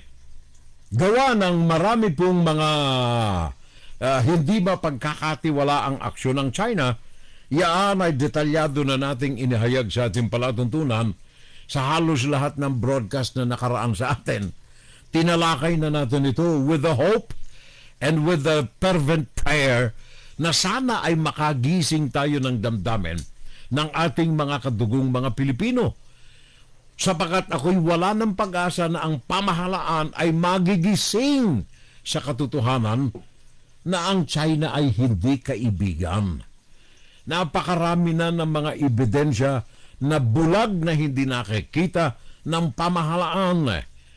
Kaya nga ba't ang aking pagkatok sa damdamin ay hindi na sa kanila, sabagat magsasayang lamang tayo ng laway. Ang aking kinakatok ay yung mga kababayan natin. Kayong mga naandyan at nakaalalay sa akin ngayon, alam kong kasama namin kayo, alam kong kasama ko kayo. Ang kailangan lamang natin, sabi ko na nga, if you see or hear something, say something. Harapin natin itong mga tao na itong mga bulag. Sila ang mga zombies. Kailangan ay maturukan natin sila ng bakuna na sila ay magising sa katotohanan na ang Pilipinas ay hindi probinsya ng China. Na ang mga bakunang dumarating sa Pilipinas galing sa Sinovac, galing sa Sinopharm, na regalo ni Xi Jinping, ay hindi natin dapat utang na loob. Ito'y dapat bayad nila sa danyos na kanilang inilalagay sa puso, damdaming katawan ng mga kababayan. Bakit natin nasabi Wuhan coronavirus, pare ko? Saan galing itong Wuhan coronavirus? Sa Wuhan Institute of Virology. Noong araw, sabi nila, imposible yan Masking si Anthony Fauci, imposible yan na galing doon. No! Hindi galing doon yan. Walang katotohanan. Yan ay mga conspiracy theories lamang. Anthony Fauci, NIH, National Institute of Health sa Amerika. The impossible is now possible. The unrealities are now realities. Kaya ngayon ginigisa si Fauci. Ginigisa siya ng mga senador, ginigisa siya ng mga congressmen, pinangungunahan ni Senator Rand Paul, naandyan si Senator John Kennedy, naandyan si Senator Ted Cruz, Senator Marco Rubio, Senator Lindsey Graham, Governor Ron DeSantis, Representative Jim Jordan.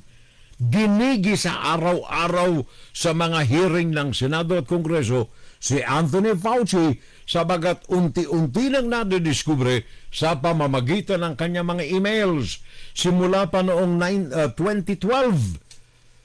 Simula pa noong mga panahon na yon hanggang ngayon ay nakikita at unti-unting lumalabas ang ebidensya sa kabila ng pagpapasinungaling ni Fauci na siya'y may kaalaman dito. Nasisisentro siya ngayon ng mga katotohanan na isa siya sa mga suppliers ng intelihensya at ng pera dito sa Wuhan Institute of Virology. Ito pong Wuhan Institute na ito, actually kung titingnan natin, itong Wuhan Institute of Virology, actually ay sinimulan ito noong mga 2014. yung kanilang laboratory. Yung Wuhan Institute of Virology, 1958 pa ito nung itinatag ng China. 1958. Ngayon, ang mga eksperimento nito, may kaugnayan na ito sa mga pagtuklas ng mga viruses. Kaya lamang ito ay isa lamang sa mga pinag-aaralan dyan sa Wuhan Institute of Virology. Ang unang mga sangkap nito ay upang i-control at sawatain ang anumang mga mikrobyo, viruses na maaring lumaganap. Kumbagay, positibo ang kanilang adhikain. Nakakita ng France na maganda itong mga ganitong gawi. So, sa magitan ng koalisyon ng mga sayantipiko ng Europa at ng Amerika, pinasimulan ng France ang pagtulong dito sa Wuhan Institute of Virology. Sabi nila magtatag tayo ng laboratory para maging formal at para makatulong tayo sa pagsawata ng viruses sa daigdig. Sabi ng China, okay, maganda ito. Tulong tayo. So, pinangunahan ng France, government of France, sa magitan ng isang milyonaryo, si Alain Mershow. Medyo ang bigkas dito, pinag-ingatan natin. Gawa ng French ito eh. Alain Mershow. Ang spelling M-E-R-I-E-U-X. Alain Mershow. Sa magitan nito ay itinatag nila ang laboratorio diyan sa Wuhan Institute of Virology.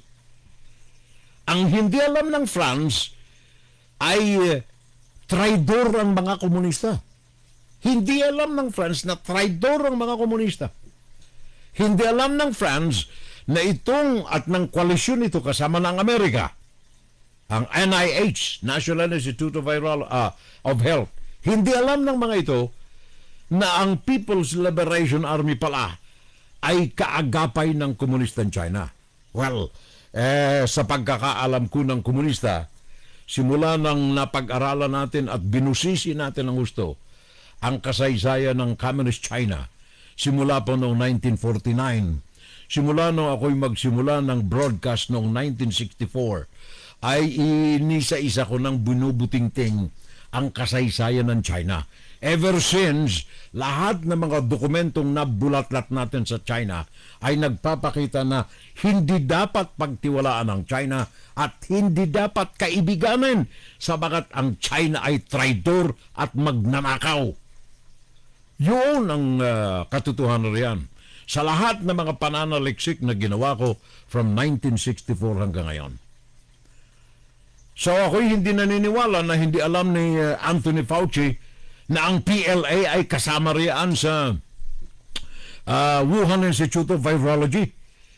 Noong ito'y mabuo ang laboratorio nito ng Wuhan Institute of Virology sa magitan ng tulong ng milyonaryo dyan sa France. Billionaire businessman Alain Mershow. Noong nabuo na, noong 2014 yung virology laboratory, traidor nga ang China eh. Sinipa yung France, pare ko, yung koalisyon na tumulong sa China sa pagtatag ng Wuhan Wuhan Institute of Virology Laboratory. France, sinipa ng China. Noong pang 2012, sa isang article na nabasa natin na pahayag ng PLA, meron na silang inihayag doon sa kanilang dokumento na ang Wuhan Institute of Virology ay merong mga nadidiskubre na mga viruses para sa kanilang bioweapon ng PLA, People's Liberation Army, as early as 2012. 2014 binuo yung laboratory. Sinipa nila immediately pagkatapos na mabuo yung laboratorio, sinipa ng China ang France. Kasama ang koalisyon nito na andyan din si Anthony Fauci. 2016, ang Amerika, pinagbawal na ang pag-eksperimento dito sa Amerika ng mga viruses. Ang hindi alam ng Amerika, si Anthony Fauci ay tuloy-tuloy pala na nagkakaloob ng pera doon sa Wuhan Institute of Virology. Nagkaloob ng pera Anthony Fauci sa pamamagitan ng research. Anthony Fauci. Tuloy-tuloy. Itinago niya ito, nadidiscover ngayon unti-unti sa magitan ng mga emails na kanyang naitago from the time na ang National Institute of Health ay may ugnayan doon sa Wuhan Institute of Virology. Anthony Fauci, inamin niya na. Pakinggan natin. You don't want to go to Hoboken, New Jersey, or to Fairfax, Virginia, to be studying the bat-human interface that might lead to an outbreak. So you go to China.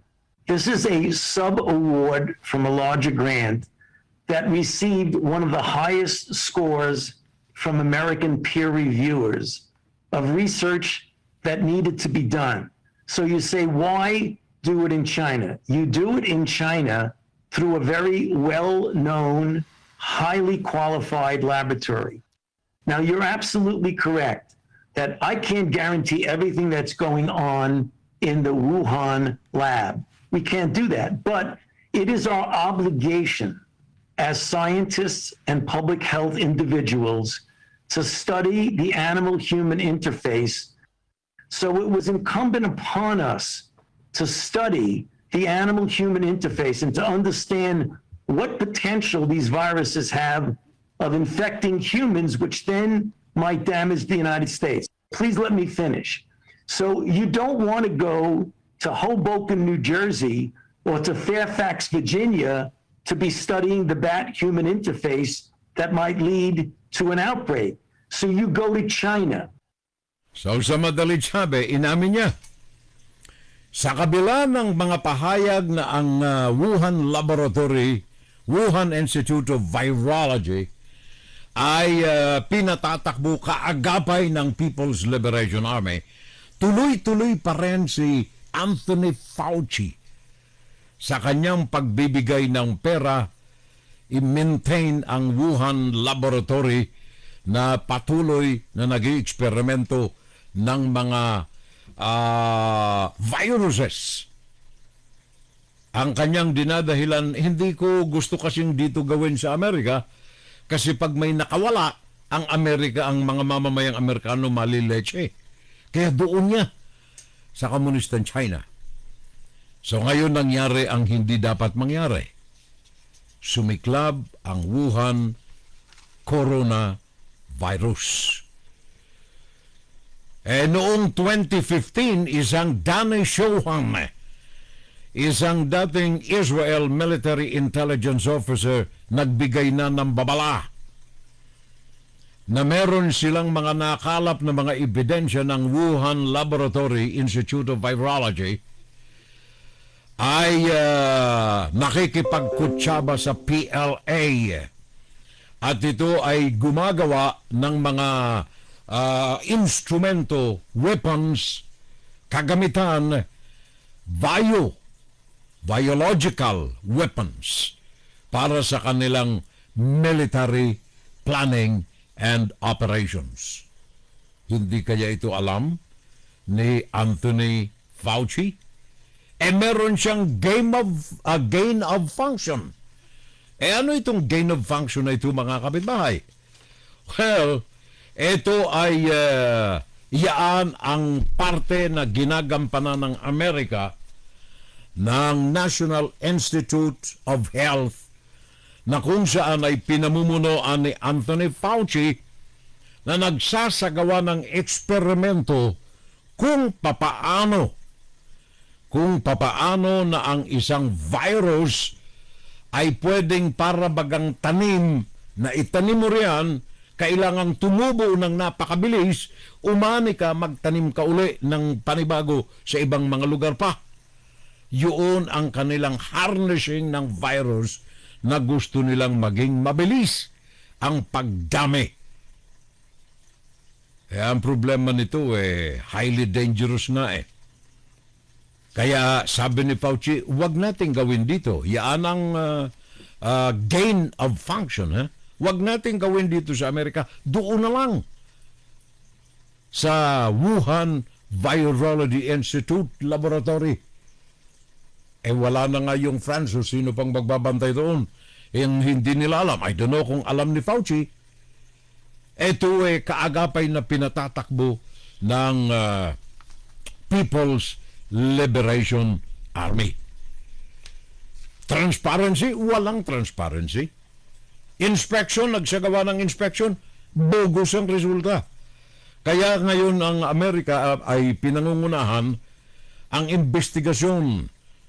Kaya nga ba't sabi ko kanina, yung mga congressmen, mga senador, nagkakaisang ginigisa si Fauci upang alamin ang tunay na mga pangyayaring naganap diyan sa Wuhan Institute of Virology Laboratory at hanggang saan ang extent ng pera na ibinubusbus dito galing sa kaba ng bayan sa tax na ibinabayad ng mga mamayan dito sa Amerika.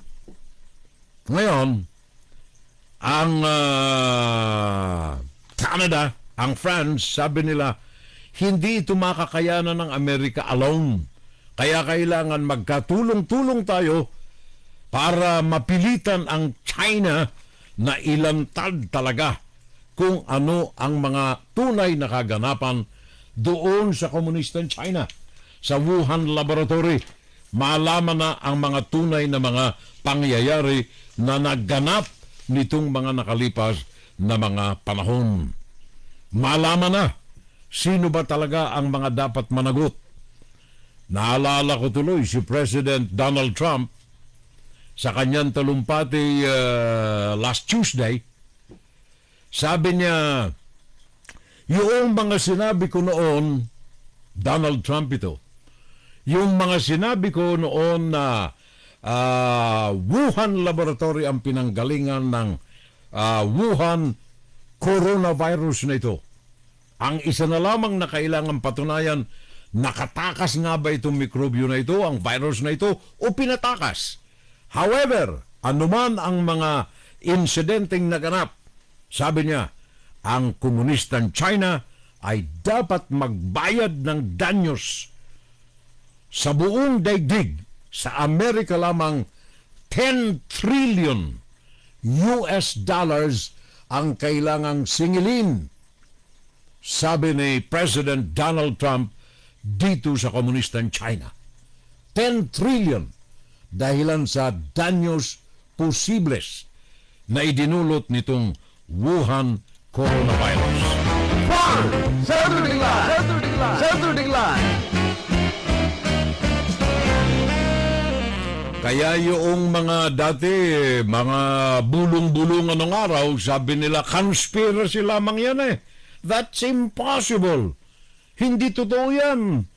Walang katotohanan yung mga sinasabi na yan na yan ay galing sa laboratorio. Anthony Fauci. Galing yan doon sa merkado. Sa Wuhan market yan Ngayon, unti-unting lumalabas, isa pala siya sa mga instrumento. Isa siya sa mga instrumento na kailangan ay tutukan ng maigi. At isa siya sa mga instrumento sa paglaganap ng Wuhan coronavirus. Imposible. Ngayon ay posible na. Yung dating mga tinatawag nilang conspiracy, ngayon ay totoo na.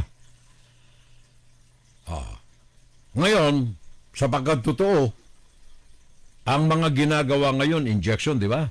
bakuna. Kaya sabi ng mga kapitbahay natin, teka muna. Di ba may mga bulong-bulungan na ito, mga bakuna na ito may mga chip na kasama? Sabi naman ng mga hindi pwede Imposible yan na si Bill Gates kasama sa negosyo ng bakuna. Na yung bakuna ay merong microchip. Sabi nila, imposible yan sapagkat yung microchip, kagaya ng nilalagay sa mga aso, sinlaki yan ng binlid ng palay. Sinlaki ng binlid ng palay. So hindi mo nga naman pwedeng isaksak sa loob ng iringgilya. Sinlaki ng palay Ngayon, ang mga conspiracy theories na ngayon nakatutok naman ngayon, hindi na roon sa sa pinanggalingan ng Wuhan. Hindi na yung laboratorio sapagkat almost may conclusion na ang Wuhan coronavirus galing sa laboratorio. Ang ngayon ay ang conspiracy theory, meron nga bang microchip etong bakuna? Pakinggan ninyo itong ilang mga lumalantad na mga bagay na kung saan ay magdududa ka. Naalala ninyo ito? 6:36 now here on this Friday morning. And for the better part of 2 weeks, there's been a challenge of sorts on social media. For this Fact Check Friday, does the COVID-19 vaccine make you magnetic? The short answer is no, at least according to Pfizer, Moderna, and Johnson & Johnson's ingredients lists prepared for their emergency use authorizations. No metal present, no microchips. So what do we make of these videos seemingly showing people getting magnets stuck on their arms where they say they were vaccinated? These have been seen by millions and millions of people online. On the flip side, the public has tried to debunk the challenge with other videos showing magnets not sticking to others' injection sites.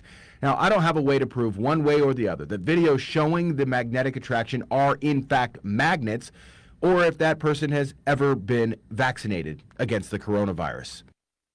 I can tell you it didn't work for me. I also have not met a single vaccinated person that this does work for. So if it does for you, let me know.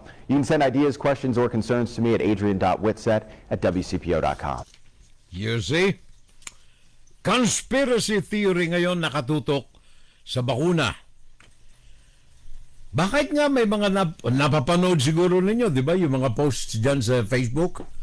Naglagay ng coin dito sa tinurukan ng bakuna, dumikit yung coin. May magneto.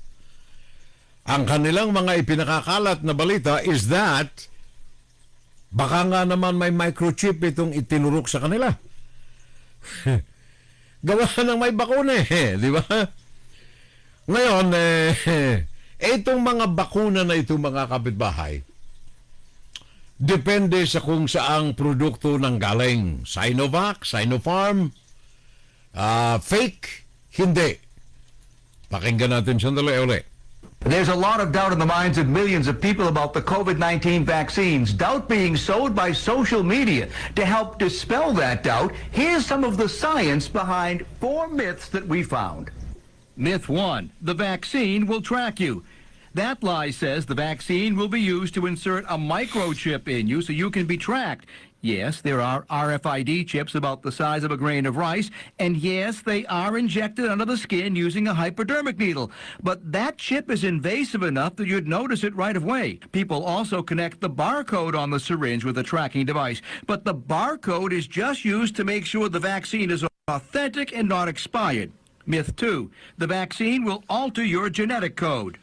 We're not getting injected with something that can integrate into our DNA. These are the first vaccines which don't use a live virus, but rather RNA to make them effective. People confuse RNA and DNA. DNA replicates and stores your genetic information. RNA uses genetic information to build proteins. It's just like you can't get orange juice from an apple. RNA does not change your DNA. They're two different things. Myth 3, the vaccine will make you sterile. This horrendous myth originated from a post on social media from a blog called Health and Money News. It just made up a claim saying that the Pfizer vaccine contained ingredients to attack the placenta. The blog was pulled offline because of its false claims. Myth 4. The vaccine works immediately. No, it does not. Like any vaccine, it takes a while for your body to build up immunity.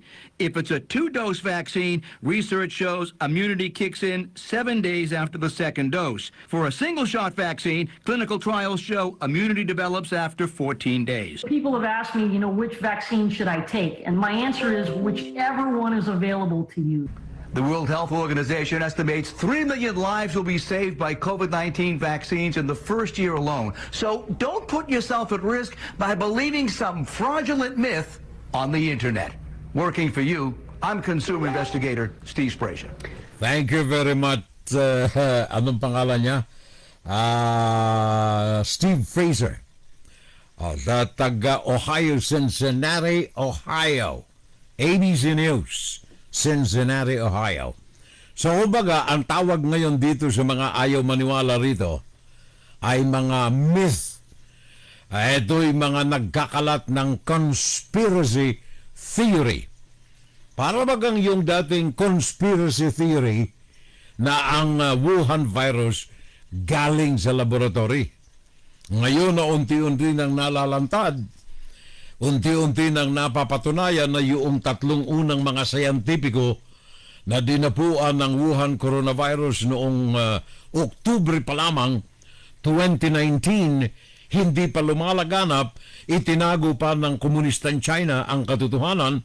Noon ay nakatago itong tatlong sayantipiko.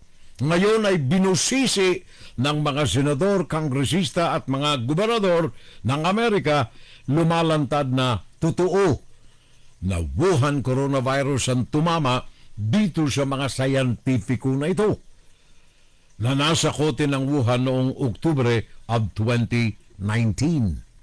Myth noong araw, conspiracy theory noong araw, totoo ngayon. Ito naman ngayon, mayroon bang microchip itong mga bakuna? Wala. Conspiracy theory, mga myth ang mga bagay na ito. Naalala ko tuloy yung China. Sabi ko na nga sa inyo, simula nung ako'y naupo bilang broadcaster from 1964, the last 57 years, ay araw-araw na binubusisi natin ang katauhan ng komunistang China. Not the people, sabagat nakakaawa ang mga mamamayan din ng komunistang China, especially yung mga Uyghur, yung mga nandoon sa Xinjiang province, yung mga Muslim, yung mga iba pang mga nationalities na hindi naniniwala sa komunismo. Ang mga ito'y kawawa. Ang tinutukoy natin dito ay pamahalaan ng komunistang China na hindi dapat pagtiwalaan. Kagaya na lamang itong mga ngayon nalalantadan. Nung araw, conspiracy theory rin ito. Nung araw ay mga rumor mongers lamang ang mga nagsasabi nito. Kagaya halimbawa ng pag-monitor ngayon ng mga mamamayan ng China. Alam ba ninyo na ang mga mamamayan ng China, of all the 1.3 billion na mga mamamayan ng China, lahat ng ito ay may identity na kaagad pwedeng makita ng pamahalaan ng PLA in seconds. In seconds. Bakit? Sabagat ang mga ito ay under surveillance. Mantakin mo, 200 million cameras ang nakakalat ngayon sa buong mainland China. 200 million cameras. Sa bawat incheck, sa bawat mamamayang Chinese, alam ng pamahalaan ng China ang iyong pagkatao, kailan ka pinanganak, saan ka nakatira, saan ka pumunta, saan ka kumain, saan ka nakipagkita, kanino ka nakipagkita, kaninong anak ka, etc., etc., etc. Surveillance system ng China. Noong araw, it's impossible. Ngayon, the impossible is possible. Ipinagyabang pa ng PLA na ang sino man sa 1.3 billion na populasyon ng China, in seconds ay pwede nilang makita, matrace kung saan ito nandoon. Pumasok ang internet sa China noong 2014 o anong taon ba yung 2013? Andali 1994 pala. 1994 nang ang China ay mag-venture sa internet. Naalala ko tuloy yung tatay ko Yung kasabihan niyang, "The advancement of science brutally challenges the security of men." Ang tatay ko mahilig sa mga ganyan The advancement of science brutally challenges the security of men. Ngayon, nagkakatuto na. The impossible is now possible. China, 1994. Pinasok ng internet ang China. Sa mga free world na kagaya ng Amerika, internet is a positive thing. Maganda ang naidudulot nito. Sa mga mamamayan ay benefisyado. Sa gobyerno ay benefisyado. Lahat ay nagtatamasa ng laya sa internet. Sa free world. Sa China, iba. Since 1994, unti-unti na sinakal ng pamahalaan ng China ang kanyang mga mamamayan. Ngayon, sabi ko na nga sa inyo, sa magitan ng internet, meron silang facial recognition cameras. Kaya alam nila ano ang suot mo ngayon, anong sapatos ang suot mo, ano ang sa magitan ng mukha lamang, facial recognition. Sa komunistang China, alam kung sino ka, kung saan ka nandoon sa mga sandaling ito. Every day, yung 1.3 billion Chinese na ito, nasa surveillance ng PLA simula nang dumating ang internet sa komunistang China. Hindi lamang camera, mga kapitbahay, noong makawala yung Wuhan coronavirus sa China, ay ginamitan nila naman ng makabagong siyensya, makabagong teknolohiya upang lalo pang sakalin ang mga mamamayan ng China. Hindi lamang camera ang kanilang ginagamit ngayon, QR code na. Kung may nakaliligtas sa camera, baka nasa loob ka nga naman ng bathroom, hindi ka makakita sa camera. Ngayong QR code na. Alam nila na nasa bahay ka na. Bakit? Sabagat pati mga pintuan, mga knob ng bahay sa China, bago ka makapasok, merong QR code ka nang isuswab para ka makapasok. Saan ka pupunta? Dadaan ka sa checkpoint, QR code. Bibili ka ng gamot, punta ka sa butika, QR code. Sakay ka ng tren, QR code. Ang masaklapan nito, 3 kulay, pula, yellow, at saka green. Pag ang kulay ng QR code mo nang isinalang mo sa computer, green, okay ka, wala kang problema. May mga anong tawag niyan, regalo ka pa sa gobyerno. Ginagamit nila ngayon ang QR code upang i-grade, bigyan ng grado ang bawat Chinese. Pag ikaw ay yellow, patatabi ka, imbestigahan ka, bakit yellow ito? Tingnan mo nga ang file nito. Kapag red, arestado ka. Either may nagawa kang violation o krimen. Red, patay ka ngayon. Concentration camp paabutan mo. Lahat ng mga mamamayan, 1.3 billion na mga mamamayan Chinese, may QR code. Kaya, ito pong siyensya sa China, tama yun sabi ng tatay ko, the advancement of science brutally challenges the security of men. Saturday Live!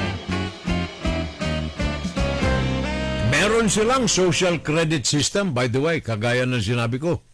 Social credit system. Sa magitan ng facial recognition at QR code. Makikita ngayon ang pagkatao mo, may kasalanan ka ba, may nagawa ka bang mali, nagsalita ka ba ng laban sa gobyerno? Facial expression mo. Imagine a world you do, from meeting your friends to using a public toilet, is recorded. Based on your actions ranging from what you buy to where you go, you are given a score similar to the way you rate an Uber drive. If the government believes what you do is socially beneficial, the score will increase, and if not, the score will decrease. If you critique the government, buy alcohol or play games, your score decreases. And when your score is low, you won't be allowed to travel, your children would be barred from applying to high school, you would be fired from your job, and the best part, you would be publicly shamed. This dystopian future is a reality of today's China.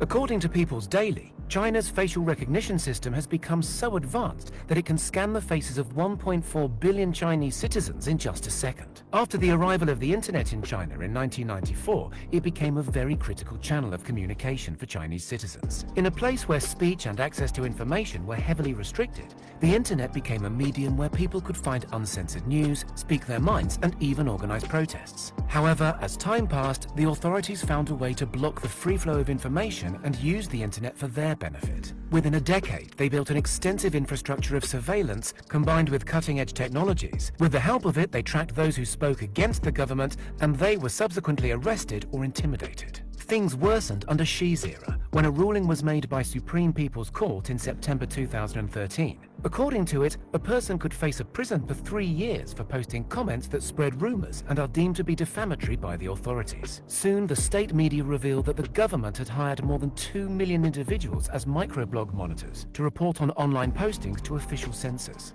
In 2016, a cybersecurity law was passed which further facilitated state control on the internet. Companies like Alibaba, Tencent, Baidu were required to censor prohibited content to reduce the anonymity of people on the internet. They were instructed to ask people their real name with proof during registration. During the same period, the Chinese government was also working on Project Skynet. Skynet is a mass surveillance system that was created in 2005.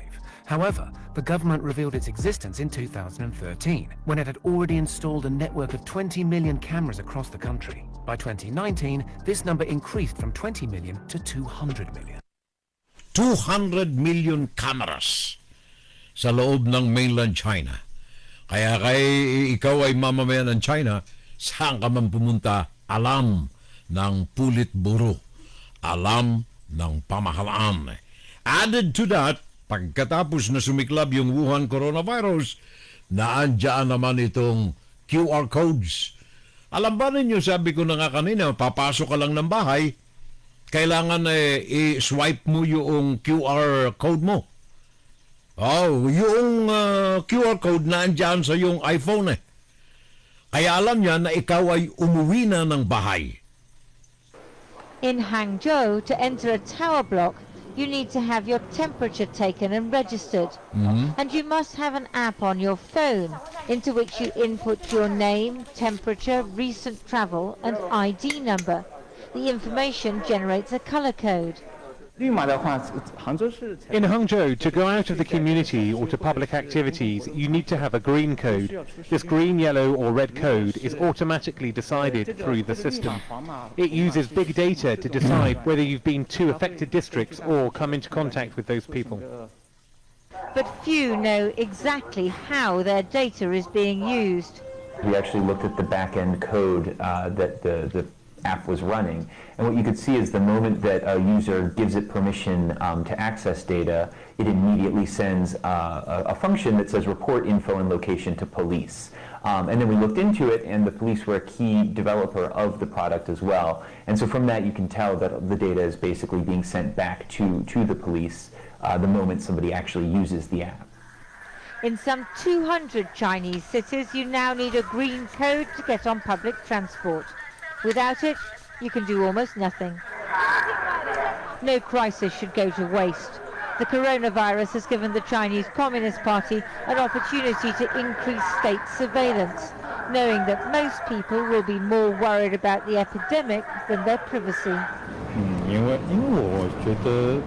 I'm not an expert, but if the government says this is useful, I believe them. A Chinese company has now developed facial recognition technology that works even if you're wearing a mask.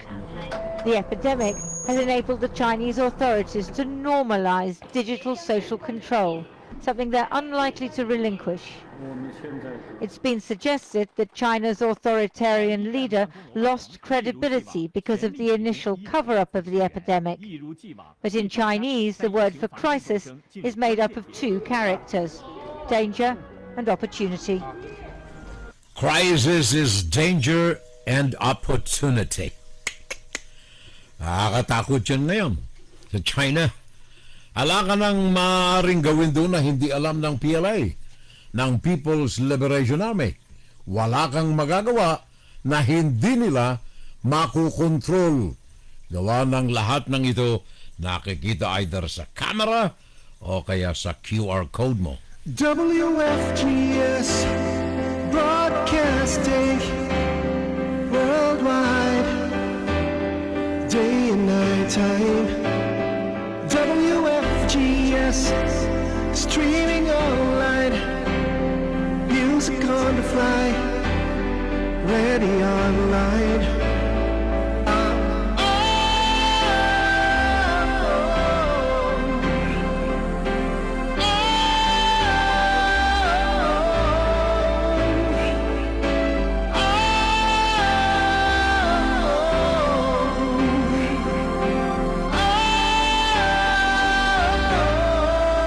Listen to the top songs of great performers now streaming on W.FGS.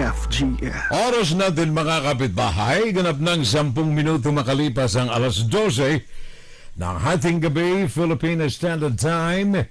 10 minutes makalipas ang 12 o'clock, tanghali, Eastern Standard Time, USA. Nakakadalawang oras na tayo at 10 minuto diyan sa London ay ganap ng alas 5 Gs ng hapon sa London. Saudi Arabia alas 7 Gs naman ng gabi. Manny Calderon, pare ko, diyan sa Italy. Good afternoon, good evening sa Italy. Si Manny Calderon, ang ating tour guide, tour driver diyan sa Italy. Manny Calderon. And of course, good evening, sabi ni Mar G.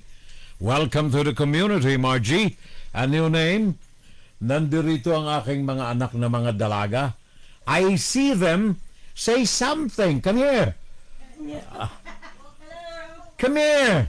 Say something. Itong aking mga anak na mga dalaga nandirito eh. Binibisita ang kanilang papa. Okay. And then Jeffrey Espinas habang inaalis. Ito. Kasama si Trapo. Halika, baby. Ang aming bunsoy. Good morning. And then this is Trapo. Hi, Trapo. Hi, Trapo. Good morning. Good morning, everyone. Take care now. All right, thank you, baby. Ang aming bunsoy, Francis May. Asan yung isa pa? Sana? Oh, si Marty. Ayaw ni Marty. Ayaw ng aking anak. Anyway, thank you very much. Maraming salamat. Ang ating Mirla is watching us today from Naga. Jeffrey Ospina Xiao, Dan Sharing Furel, at Piniling Grupo Pages, regards to all friends and to all relatives at Sorsogon City in Bicol. Yan ang kaibigan natin, Jeffrey Espina Xiao. Nasa last portion tayo ng ating Fun Saturday Live, mga kapitbahay. Ooh, wow, happy birthday. Ooh, wow, celebrate. We've been waiting all year to celebrate with you. That day is finally here, and so we sing for you. Ooh, wow, celebrate. Sabi ni Jundit Valencia, Trapo? Aba, traditional politician yan,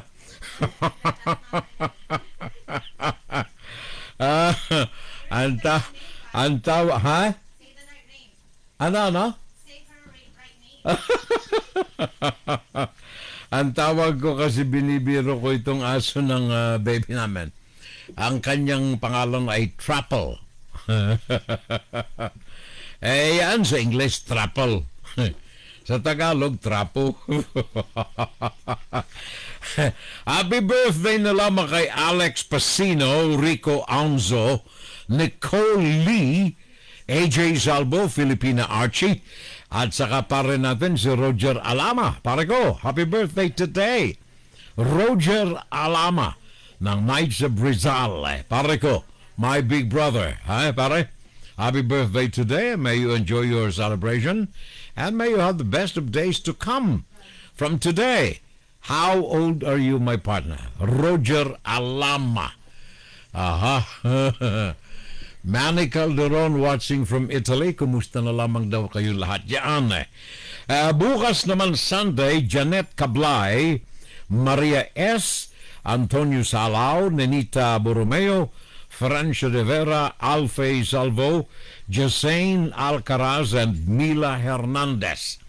Sila ang mga birthday celebrants natin bukas, araw ng Sunday. Mga kapitbahay. Sa Lunes naman ay si Jay Salvo Abista, Susan Salvo, Perez Gonzalez, ang daming kamag-anak ko. John Patrick Cabana Esteban, and Edwin Zamora. Oh, pare ko, Edwin Zamora. Rene Salvo, happy birthday sa kanila. In advance, that is on Monday, June 14. At saka sa Martes naman si Romel, ang aking pamangkin dyan, Romel Salvo, ang kanyang kaarawan ay June 15, araw ng Martes. Michelle Salvo, Princess Moratin, Jeremy Salvo, Jezami. Tama ba? Jezrami pala. Jezrami Salvo, Andres Revolutionary Bonifacio, pare ko. Happy birthday in advance, ha? Sa araw ng Martes. Roy Japan Tour, pare ko, Roy. May-ari ito ng Japan Tour kasi. Happy birthday sa araw ng Martes, June 15. Hedy Lantin, Deminda Comea, Arman Talbo. Oh, ang ating consul dito sa New York, Arman Talbo. The Honorable Consul. Aha, paring Arman Talbo, happy birthday on Tuesday. At saka dati naming Consul General, si Mario Lopez de Leon Jr. Happy birthday also in advance sa Martes, Hunyo 15. And then si Lawrence Ruero at saka ang aking pamangkin, si Jose Ruero. Ang kanyang kaarawan ay sa araw din ng Martes, June 15. Sa Miyerkules naman ay si Nino Tagbobo, Neil Patrick Moya, Maria Estela Barcebal, Corazon Reyes, at saka si Rene Vergel Cristobal. Sila ang mga may kaarawan sa 16, araw ito ng Miyerkules. Sa Huwebes naman ay si Margie Aquino, Sok Efren Merano. O pare ko, birthday mo pala. Sa Huwebes, Sok Efren Merano, Antoinette Baluyo Curibe, at saka si Jasper Salvo. Sa Huwebes ito. And then sa Friday, finally, Beverlyn Luwage Acabal. Oh, Virgie, happy birthday. Virginia Bueza, happy birthday, Virgie. Juan San Miguel, at saka Rubena Sabaloza. Iyan ay sa araw ng Viernes. Happy birthday sa kanila. And then yung kaibigan ni Manay, nawawala yung greeting sana. Nawawala na nga. Sana punta yung greeting mo. Ito pala eh. Baka hindi ako batiin ng asawa ko pag nakaligtaan ko ito eh. Happy birthday today kay Miss Rosemary McCaig.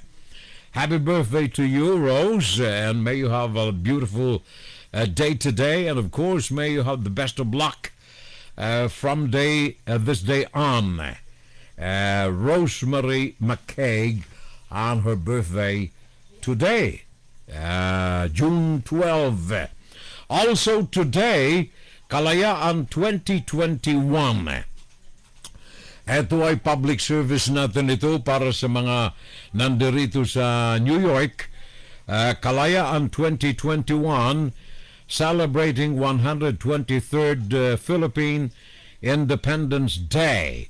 Diwa ng kalayaan sa pagkakaisa at paghilom ng bayan. Ito ay dito sa New York, alas 8 kaninang umaga hanggang mamayang alas 5 ng hapon ang pagdiriwang. Itatampok dito ang show featuring Matteo Giudicelli, Mark Bautista, The Company, Martin Rivera, Esmil, Anthony Rosaldo, and Tofa Singers of New York. Ito ay courtesy of the Philippine National Bank and of course the Philippine Consulate's Office. Philippine Consulate General in New York. Kalayaan 2021. Yaan ay dyan ninyo mapapanood sa website. Puntahan lamang ninyo ang kalayaanyc.veap.ph June 12, 2021. Okay? And also, ang Knights of Rizal ay meron pong pagdiriwang naman to commemorate the 160 birth anniversary of the national hero Dr. Jose Rizal. Ito ay gagawin sa Philippine Consulate General's Office sa New York and sponsored by the Knights of Rizal of New York Chapter. Rizal as an engineer exile in Dapitan. Yan ay sa next Saturday, June 19, alas 6 ng gabi via Zoom. Alas 6 ng gabi from the Philippine Consulate Office diyan sa New York. And then dito sa amin sa New Jersey, padala sa akin ito ni let me see, hold on. Magkamali pa ako ng bunot eh. Oops, nawala. Hindi ito eh. Oh, nawala. Alright. Okay, hindi ko nakuha yata eh. But anyway, dito sa New York, New Jersey, si Mayor Steve Fulop ay merong mga activities na nakaschedule para sa mga mamamayan ng Jersey City. Also, Philippine Consulate. Ito'y June 16, Miyerkules, alas 6 ng gabi, via Zoom, the 8th Annual Philippine Graduation. Pagkilala sa mga nagtapos ngayong school year na ito. Philippine Consulate. Panoorin ninyo via Zoom. Yan ay sa Miyerkules, June 16, alas 6 ng gabi. New York PCG that events at dfa.gov.philippines. Okay. Anyway, kung nahirapan kayong umalalay dun sa address, pasyalan na lamang ninyo ang Philippine Consulate Office sa internet at makikita ninyo riyan ang kanilang webpage at ang mga links dito sa mga activities na ito. Public service. Alright. And of course, kung kayo ay naandyan sa Pampanga, at kayo ay naghahangad ng masarap na mga cakes, mga breads, mga pastries, Armenias. Yan ang cakes, breads, and pastries ng aking pamangkin dyan sa 3 lugar sa Pampanga. Plaza Burgos sa Guagua, Pampanga. Ito ay katabi lamang ng PS Bank. O kaya ang Armenia's Cakes, Breads, and Pastries dyan sa Kingsborough Building sa Jazza Road sa San Fernando, Pampanga. Ang kanilang pangatlong sangay ay nasa Angeles City. Diyan sa Balibago, Angeles City, ito'y kaharap lamang ng Savers Mall at katabi ng 7-Eleven at ng Johnson Mart. Yaan ang Armenia's Breads, Cakes, and Pastries. Alright? Paalala natin yan dun sa mga nangagugutom. Pag-aari ng aking pamangkin, masarap. Pakinggan! Saturday Live! At dito sa Amerika, marami po ang mga... eto pala yung kay Mayor Fulupe. Dito po sa amin sa Jersey City, ito ay activities ni Mayor Fulupe. Unang-una sa July 4, magkakaroon kami ng fireworks sa Hudson River.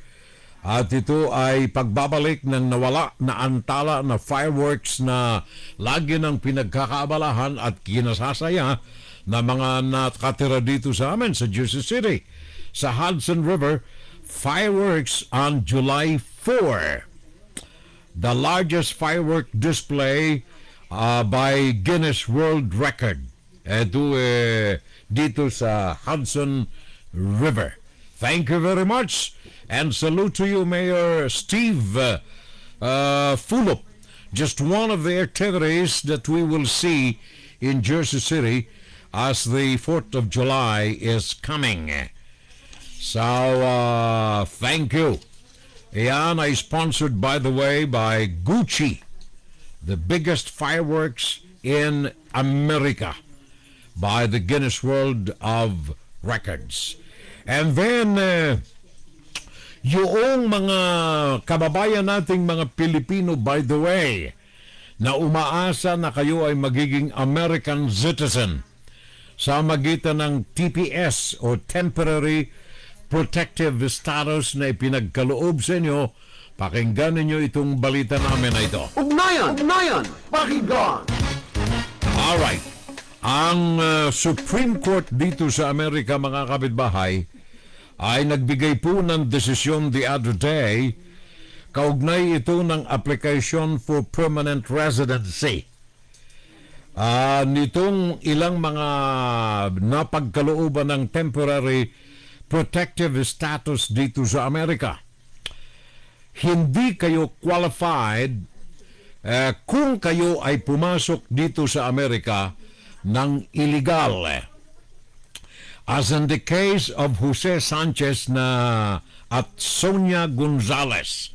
Mag-asawa ito dito sa Jersey City na pumasok ng Amerika galing sa kanilang bansa sa El Salvador illegally nang sila'y pumasok dito sa Amerika. If you come to America illegally, hindi kayo qualified na makapasok o maging permanent resident. Ang pinagkakalooban lamang ng permanent residency na nasa sa ilalim ng temporary protective status ay yung pumasok dito at pinagkalooban ng asylum. Pinagkalooban sila ng karapatan na magtrabaho, na makakuha ng station ng social security, etc., etc., etc. Pero kung kayo'y pumasok dito ng illegal, lumusot kayo, tumalon sa bakod, yun ay isang punto na magdidisqualify sa inyo na makakuha ng permanent residency sa Amerika. Etong mag-asawa, nandito sila sa Amerika long time ago. 1997 pa. 1997 pa, galing sa El Salvador ang mag-asawa na ito, tumalon sa bakod doon sa Mexico at nakaswerte na mabigyan ng temporary protective status, TPS. Ang kaso, after 1997, 17, almost 20 years, nag-attempt sila na mag-apply ng permanent residency, but because of the manner of entry dito sa Amerika, disqualified ang naturang mag-asawa. Kung kayo po ay ganito ang uri ng sitwasyon, wag na kayong umasa. Ugnayan! Pakinggan! At kayo naman na mga nagtatangka na sumakay ng mga cruise ships, anak, pakinggan mo ito at mahilig kayong magbababiyahe. Kung kayo ay sasakay ng mga cruise ships, meron na naman ngayong mga kaso ng Wuhan coronavirus. Minalas itong Celebrity Millennium Cruise ng Royal Caribbean, unang-unang pagkakataon na muling binuksan nila ang kanilang tourist booking para sa mga cruises, minalas na 2 sa kanilang mga pasahero natagpuan na positibo sa Wuhan coronavirus. Royal Caribbean restarted cruises in June. Ngayon lamang na buwan na ito. Muli nilang binuksan ang kanilang mga royal cruises this month, June, but again they suspended it a few days pagkatapos na buksan dahilan sa nakita nakasakay sa kanila 2 mga guests na positibo sa Wuhan coronavirus. Ang cruise na ito, a global industry that before the pandemic was worth $150 billion and supported about 1.2 million jobs. Marami dito mga Pilipino. Ngayon ay nasara uli ang Royal Caribbean kabubukas lamang nung 1 linggo dahilan sa 2 guests na natagpuan na positibo sa Wuhan coronavirus. Okay? So yan ay paalala po lamang natin sa mga nagnanasa na bumiyahe na naman. Ang pare natin, Sok Efren Merano, pare ko, happy birthday, ha? Sok Efren Merano, happy birthday in advance, pare ko, binati na kita kanina. Watching from Glendale, California. Good day, Furel. Thanks for the greetings for my birthday on June 17. Nandiyan ka pala, nagtatago ka lamang eh. Happy birthday, pare ko. Elena Alqueza Magno, sabi niya, Psalm 32:12.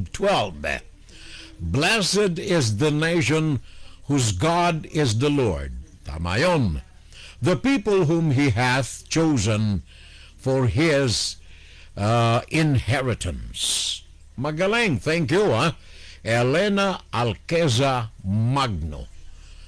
Blessed is the nation whose God is the Lord, and the people whom He hath chosen for His inheritance. Magaling, magaling. Thank you. Maraming salamat. Elena Alqueza Magno. Maligayang araw ng kalayaan, Philippines, sabi niya. Oh, by the way, yung ating mga presidente ng mga pinakang mayayaman na bansa sa daigdig ay merong G7 conference doon sa Britanya, United Kingdom. WFGS Broadcasting worldwide, day and night time. WFGS streaming online, music on the fly, ready online.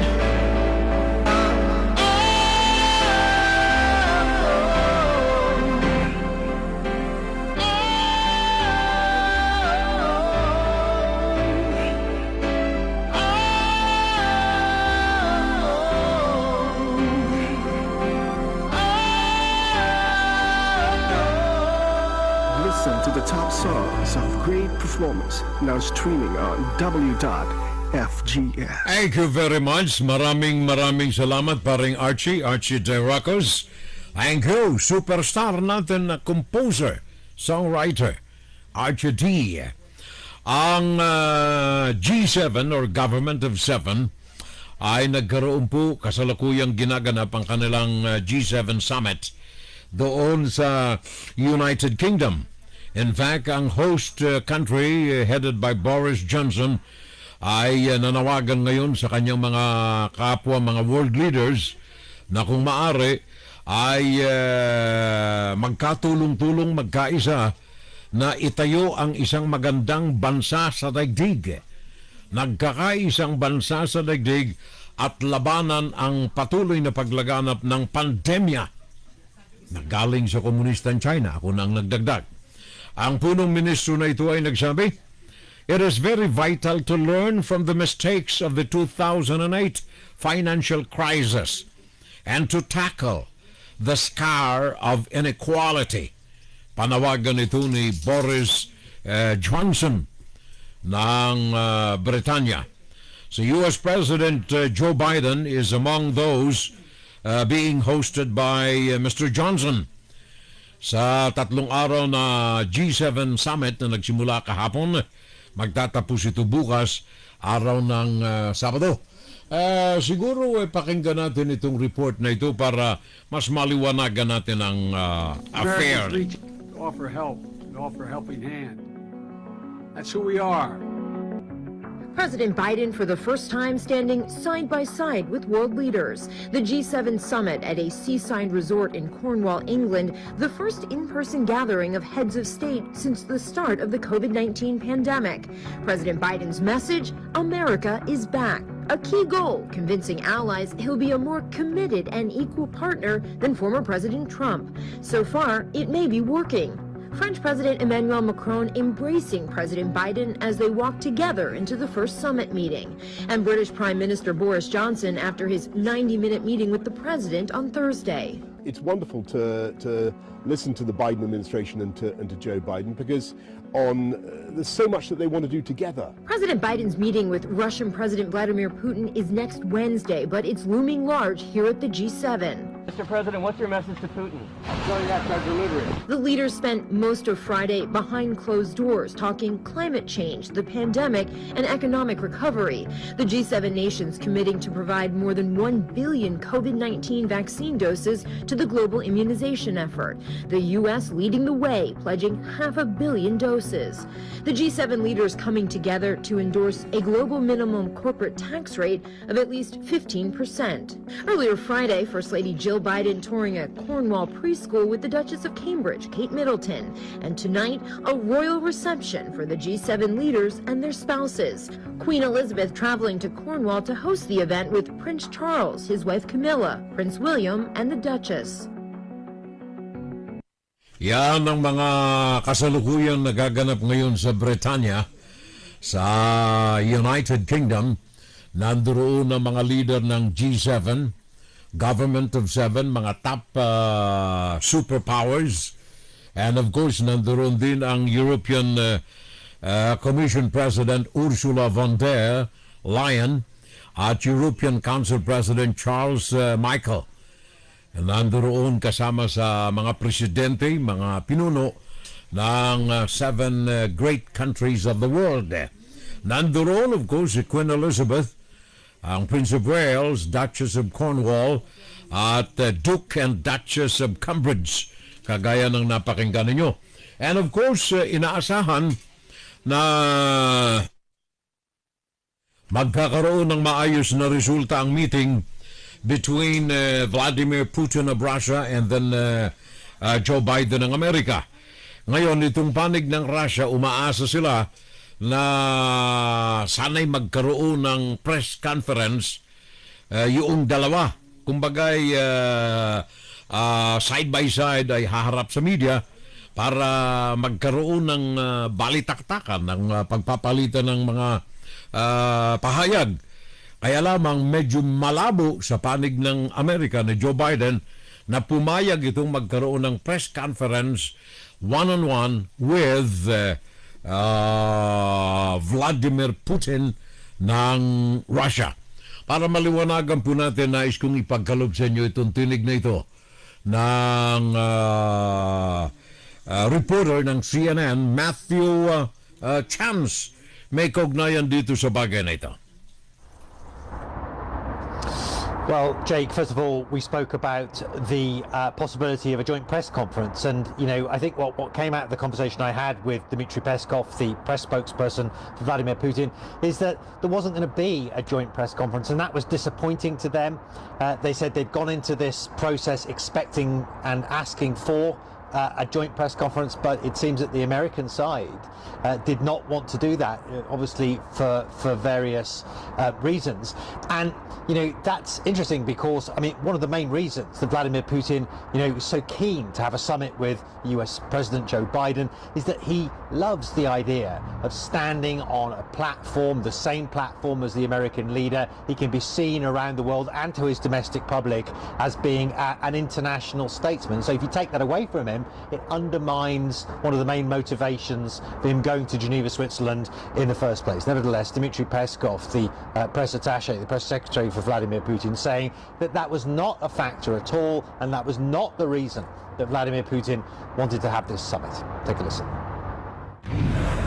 The main reason for him is a poor state of relationship between our two countries and a critical level of this relationship that demands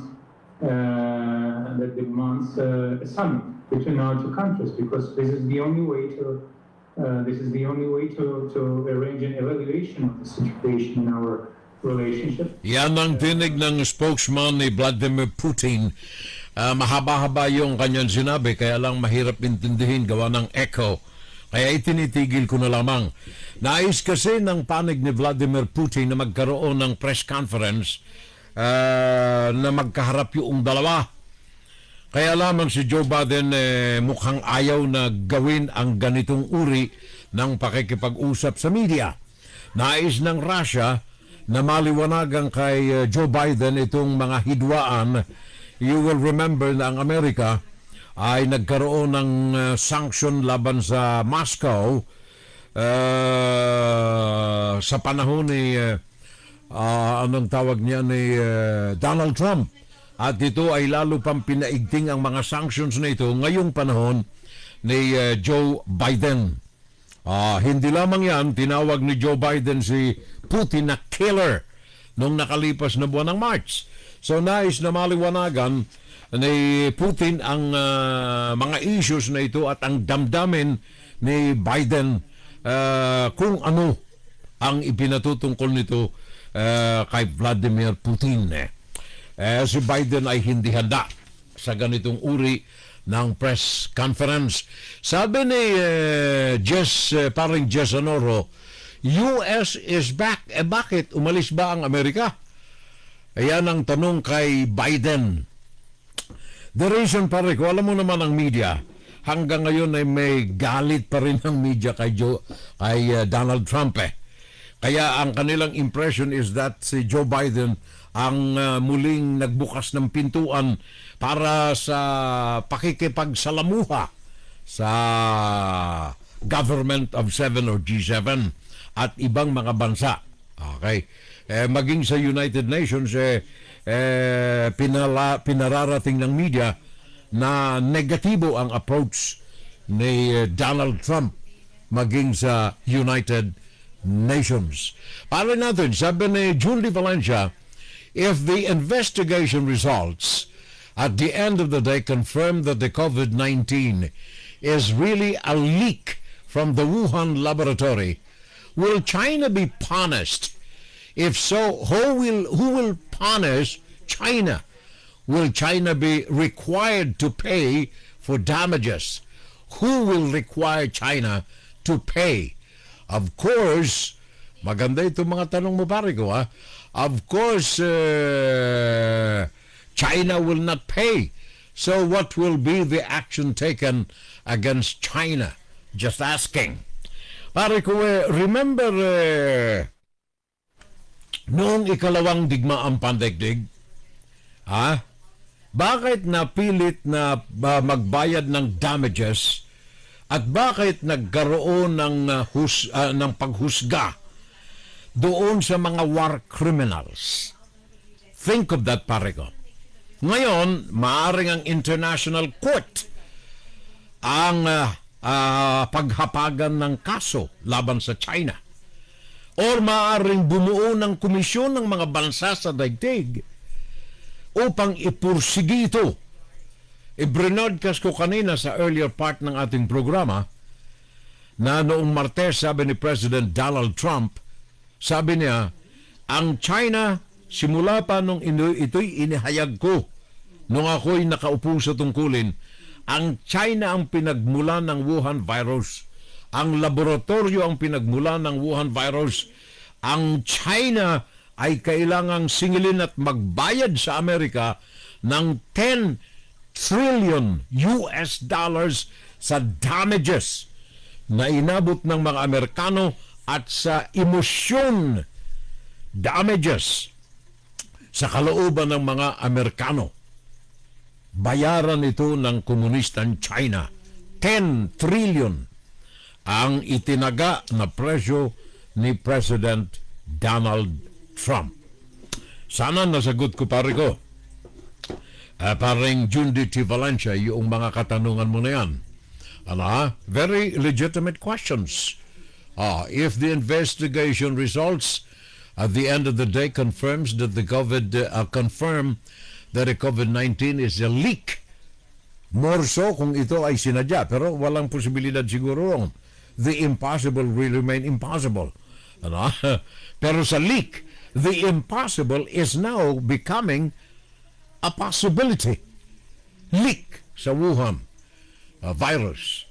Ngayon, sabi ni Donald Trump nga, ito'y una ko ng binodcast kanina, well, sabi niya, kailangan bayaran ng China. In fact, mga kababayan, ito'y broadcast ko na rin itong mga nakalipas na mga panahon.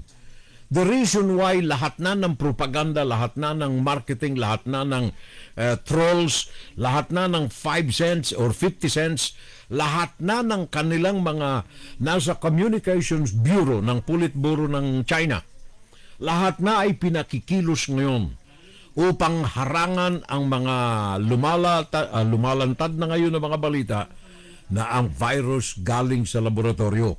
Iba kasi ang kasaysayan kung ang virus galing doon sa market. Walang pananagutan dyan ng China. Market nangyari. Yung ibilanggo ninyo yung panike. Pero kung ang leak na ito ay galing sa laboratorio, malaki ang pananagutan ng China.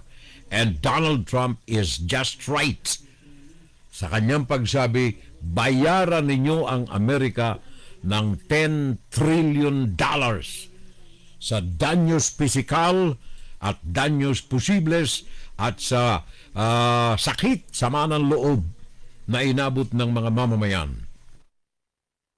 Ngayon, sabi nga ng Canada at sabi ng France, kailangan magkaisa ang mga bansa ng daigdig. Ito na ngayon ang pagbagsak ng China. Kapag ang mga bansa, European countries for example, or European Union, ang Amerika, Latin countries, magkaisa ang mga ito na ipursigi ang paghingi ng danyo sa China. Siguradong hindi mahihirapan na either ang International Court ang humawak ng kaso o bumuo ng komisyon upang ipursigi ang pagturo, pagbigay ng guilt at pagparusa sa komunistang China.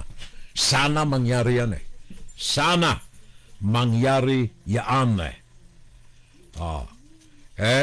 etong si Anthony Blinken ng Amerika, Secretary of State Anthony Blinken, pinagsisikapan niya na ngayon.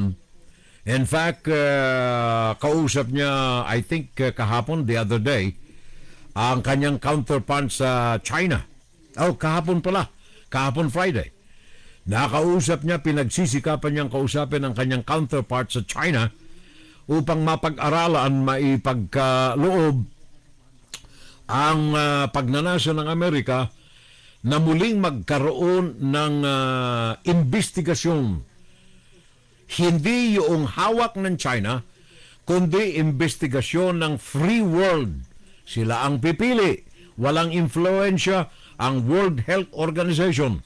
Sila ang pipili, ang Amerika at mga alyadong mga bansa ng mga kinatawan nito, payagan ng komunistang China na makapunta uli sa mainland China, mag-imbestiga.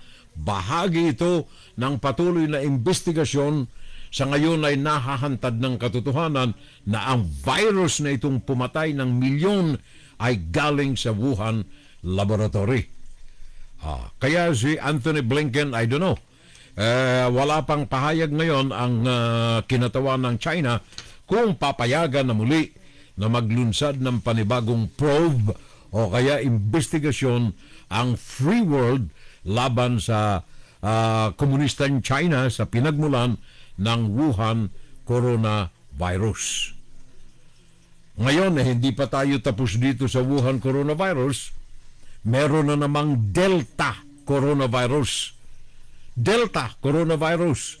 At ito, ayon sa mga natutuklasan ngayon ng mga scientifico, 60% na mas mabilis lumipat sa ibang tao itong Delta coronavirus.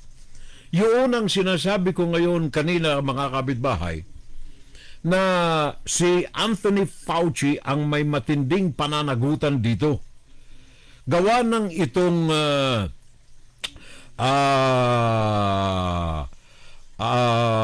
anong tawag na yung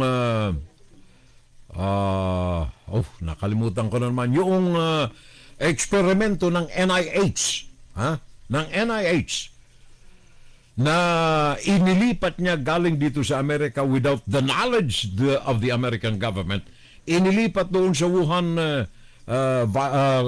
laboratory. Yung gain of function, there you are, gain of function. Ano ang eksperimento na ito? Ito po ang pag-eksperimento nila dito sa virus na ito na galing sa bat. Yung virus, coronavirus, Wuhan virus. Ang eksperimento nitong gain of function na ito ay kung papaano ma-reproduce ang virus na ito ng mas mabilis, super na bilis. At pagkatapos, mahaharness ito, makukuha, maililipat sa iba. In this case, sa tao. Ngayon, ito pong masama rito, yung inilipat niyan, ito yan Delta coronavirus. Bagong strain, bagong tipo, bagong klase. Ang masaklap nito, 60% na mas mabilis itong lumipat sa iba. Meron tayong India, di ba? Meron tayong Africa. Virus yan, mga iba't iba. Meron tayong British. Britain virus. Ito ay mga produkto ito ng mga eksperimento na yan, I would say. Kaya, etong mga bagay na ito, mga kapitbahay, saan nanggaling? Wuhan coronavirus, diyan sa Wuhan Institute of Virology. Delta variant na naman, panibago na naman. 60% na mas mabilis kaysa sa paglilipat ng Wuhan coronavirus.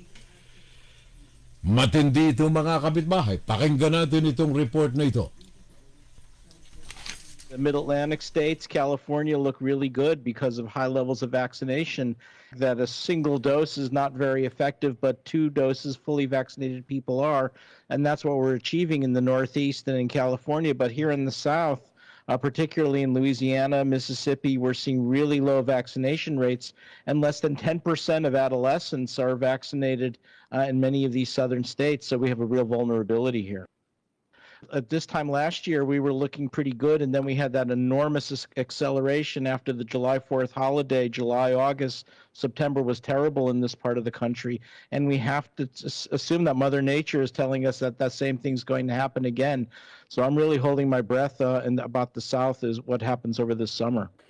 We see what's called myocarditis, inflammation of the heart, every summer because there's a enterovirus that occurs in the summer that causes it, and COVID itself causes it.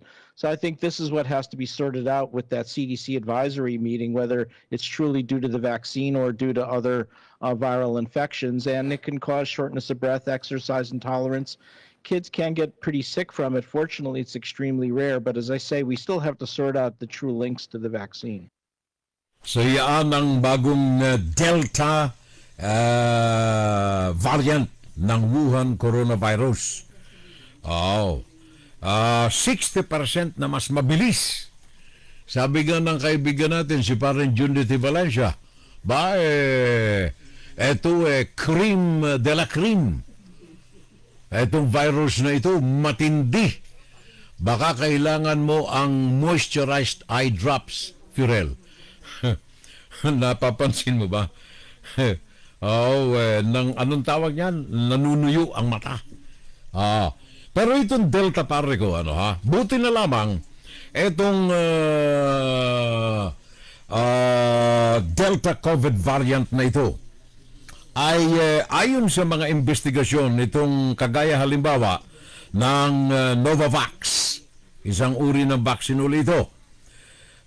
Ayon sa mga investigasyon at mga eksperimentong ginawa, itong Novavax ay sinasabing epektibo ito sa mga variants ng Wuhan coronavirus.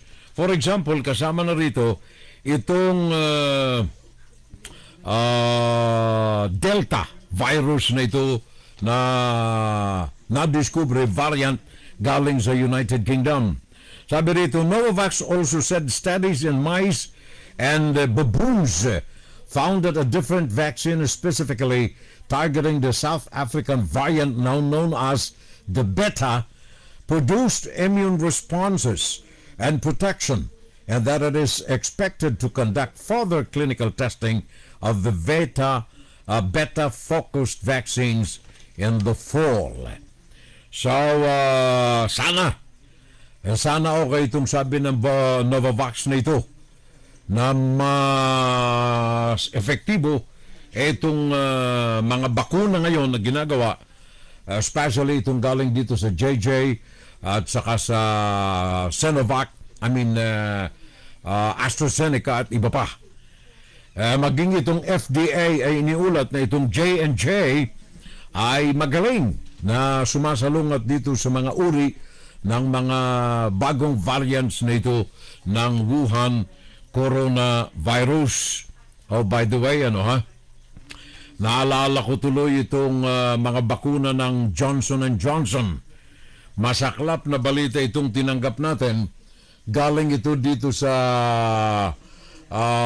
kinatawan ng ating FDA, Food and Drug Administration, sapagkat dahilan dito sa ilang mga kautusan ng mga local states, local governments. Like for example, dyan sa Ohio, sa North Carolina, sa Arizona, tinanggap namin itong balita na ito ngayon na merong mga mapapanis na mga bakuna riyan na gawa ng Johnson & Johnson. Mapapanis. Gawa ng meron pong mga deadlines, mga due date upang gamitin itong mga bakuna na ito. Kahit anong klase ng bakuna, meron silang effectivity duration upang magamit kaagad-agad. Etong mga lugar na ito, hundreds and thousands of vaccines. Pinangangambahan na ito ay mag-expire sapagat ito ay nakabimbin diyan sa mga imbakan sa Ohio, North Carolina, Arizona, na antala na ito ay ipamudmud sa mga mamamayan dahilan nito sa ilang mga batas ng mga local governments na ito. We know the Biden administration struck a deal with Pfizer to buy 500 million more doses of its COVID vaccine to supply to other nations later this year and into 2022. Sources tell us the U.S. is buying that vaccine at a not-for-profit price. We've also learned tonight from a source the government is in negotiations with Moderna as well. Now, this comes as President Biden travels to the UK for the G7 summit and after tremendous pressure on the U.S. to share vaccine with countries that desperately need it. Until today's statement, the U.S. policy on vaccines was America first. In many ways, kind of undifferentiable if you were an international ally from that of the Trump administration. That changes now.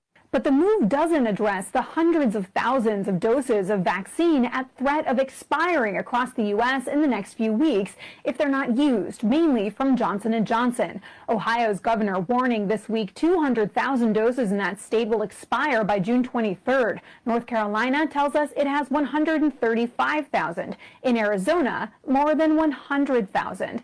And while part of the issue may stem from the pause in use of the J&J shot for 10 days in April, Maine's CDC Director Dr. Nirav Shah told us other factors contributed, like that the vaccine can be stored in the fridge, which was supposed to be a selling point for convenience. The trade-off, however, of not needing to be frozen is a shorter expiration period. So what we are seeing now is a vaccine that arrived a little later, that didn't need to be frozen, but as a consequence of that, had a sooner expiration period. He said states warned the Biden administration of the situation weeks ago and made recommendations like allowing states to share vaccine with one another, help them maximize their use, run tests to see if the shelf life can be extended, and pursue sharing the doses with other countries. All but the last, he said, the administration did. But sharing doses just weeks from expiration is difficult. Mahirap yan, ano ha? Hundreds and thousands of vaccine. Malapit nang mag-expire, nakaimbak sa Ohio, nakaimbak sa North Carolina, nakaimbak sa Arizona. And then dagdagan pa natin itong balita na ito, mga kapitbahay. Lalong masaklap itong balita na ito. Ang Food and Drug Administration dito sa Amerika ay pinipilit ang Johnson & Johnson na ibasura ang may 60 milyon 60 million doses of COVID-19. Sabi ng Food and Drug Administration, kailangang ibasura ito, wag gamitin. Bakit? Sabagat ito ay ginawa doon sa isang laboratorio diyan sa Baltimore, sa Maryland, na pinatatakbo ng Emergent Biosolution. Pinatatakbo ng Emergent Biosolutions na ayon dito sa Food and Drug Administration ay posible na may contamination. Etong mga gamot na ito, mga bakuna na ito, na ginawa nitong Emergent Biosolutions na ito. Kaya sabi ng Food and Drug Administration, ibasura 60 million doses of Wuhan coronavirus vaccines. Sabi rito, ito'y pahayag mismo ito ng report ng New York Times na nakuha natin kagabi. Sabi ng New York Times, the plant was shuttered in April after an inspection revealed several violations, including possible contamination of Johnson & Johnson's vaccines with the key ingredient from AstraZeneca's COVID vaccine. About 170 million doses of both vaccines were in question after the inspection. 170 million. Kaya sabi ng Food and Drug Administration, yung 60 million dyan, sa 170 million na yan, ibasura. Sabagat baka posible na may contamination ang naturang bakuna na gawa ng Johnson & Johnson. Pakinggan si Pirel Salvo tuwing Sabado dito sa FGS Webradio para sa mga Pilipino. In fact, sabi ng FDA, kumpirmado nila na ilang mga batches dito ng Wuhan coronavirus vaccines na gawa ng Johnson & Johnson sa magitan ng Emergent Biosolutions ay talagang not suitable for use.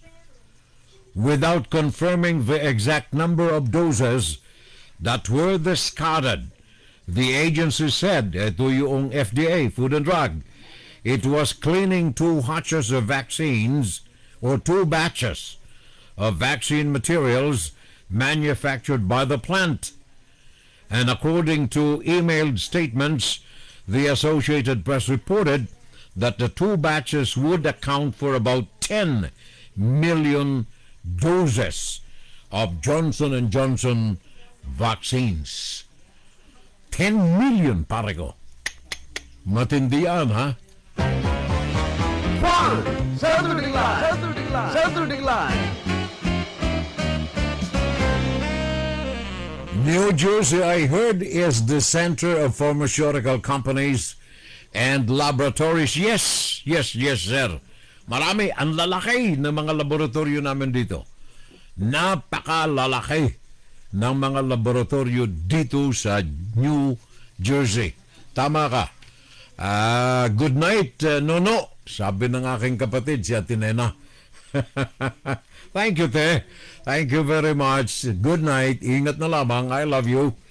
Atenena, diyan sa Legazpi City. So, yan ho ang masaklap na balita, kapitbahay. Ano, ha? May kaugnayan ito sa mga bakuna. Mantakay mo, 10 million. 10 million na mga bakuna mapupunta sa basurahan. And then, to think, meron pang mga expiring, ha? Ohio, North Carolina, nakaw. Grabe.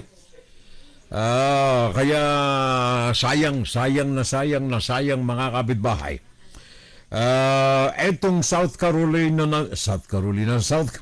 natin.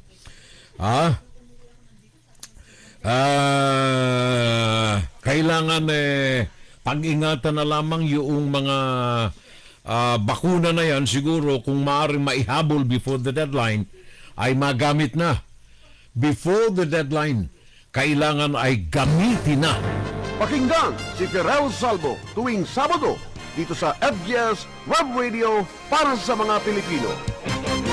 Well, hala na naman tayong oras. Kaya pala namamaalam na itong mga kasama natin. Parang Jundity Valencia. Sabi niya, thank you bro, mabuhay ka ulit. Fun Saturday Live, Jundity Valencia. Yung mga dyan nga pala back sa the Philippines, bago tayo tuluyang mamaalam, dyan sa Pilipinas, magbubukas na naman ang mga klase. Ang akin lamang na itinatanong, bakit ang NEDA? NEDA. Bakit ang National Economic Development Authority ang nagdidikta kung kailan ito magbubukas at kung papaano bubuksan? Ako'y nagtataka, ha? Dapat dito itong DepEd. Bakit ang NEDA, National Economic Development Authority, sabi nila ganito ang dapat pabubukas at kailangan hati pagbukas in person simulang August at ang iba ay online. Bakit ang Department of NEDA, National Economic Development Authority, bakit sila ang nagdidikta ng operasyon ng DepEd? Nagtatanong po lamang. Ako lamang ay naguguluhan. Bakit ang NEDA dyan sa Pinas? Wala na tayong oras Wala na tayong oras, mga kapitbahay. Maraming salamat na muli sa inyong pagkantabay.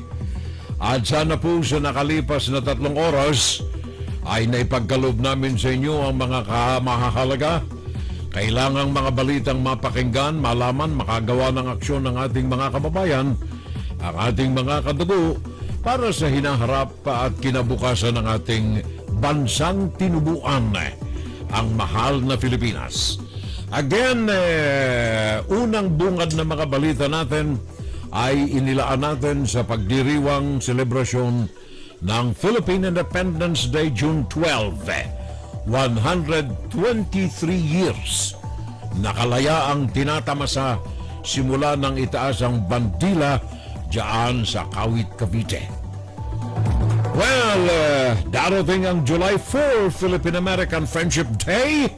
Sa ilan, kasama na ako riyan, naniniwalang yaan ang tunay na kalayaan ng Pilipinas. Until next time, mga kapitbahay, maraming salamat na muli sa inyong pagkantabay. Tapos na ang ating 3 oras. Sana po naman kayo ay ibahagi, i-share ang ating palatuntunan. Paring De Vera, Mondala, Leodolope, thank you. Leonor Briones, walang silbi, sabi ni Jundity Valencia. Paalam na muna kami. Until next time. Sa inyong lahat, maraming salamat. Magandang umaga, magandang tanghali, magandang hapon, magandang gabi. Sa kabos, Diyos mabalos, maray na aga. maray na udto, maray na hapon, maray na panggi. And of course, to all of you, I love you. Good morning, good noon, good afternoon, and good evening. Tomorrow is Sunday, magsimba tayo. Our Lady of Victory's Church, wala ng streaming, kaya physical na daluhan natin iselebra ang misa dito sa Our Lady of Victory's Church, kanto ng Kennedy Boulevard at Ige Avenue. Furel Salvo po ang inyong abang lingkod, 57 years na naglilingkod sa aking mga minamahal na mga kadugong mga Pilipino. Bye-bye! Until next time, God willing. I love you, Neng! Aba, tatlo na sila. I love you, babies! Masaya ako ngayon, masaya. Hanggang sa Sabado kapitbahay. Thank you very much sa inyo lahat. Pagpalain nawa tayo ng puong may kapal. Pagpalain nawa tayo ng Diyos sa ating mga ginagawa. Wfgs Broadcasting worldwide, day and night time.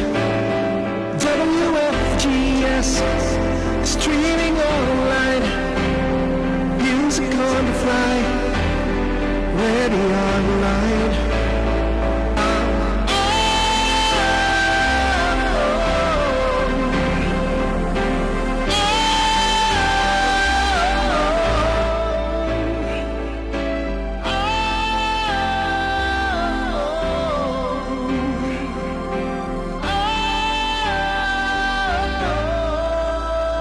To the top songs of great performance now streaming on W.FGS.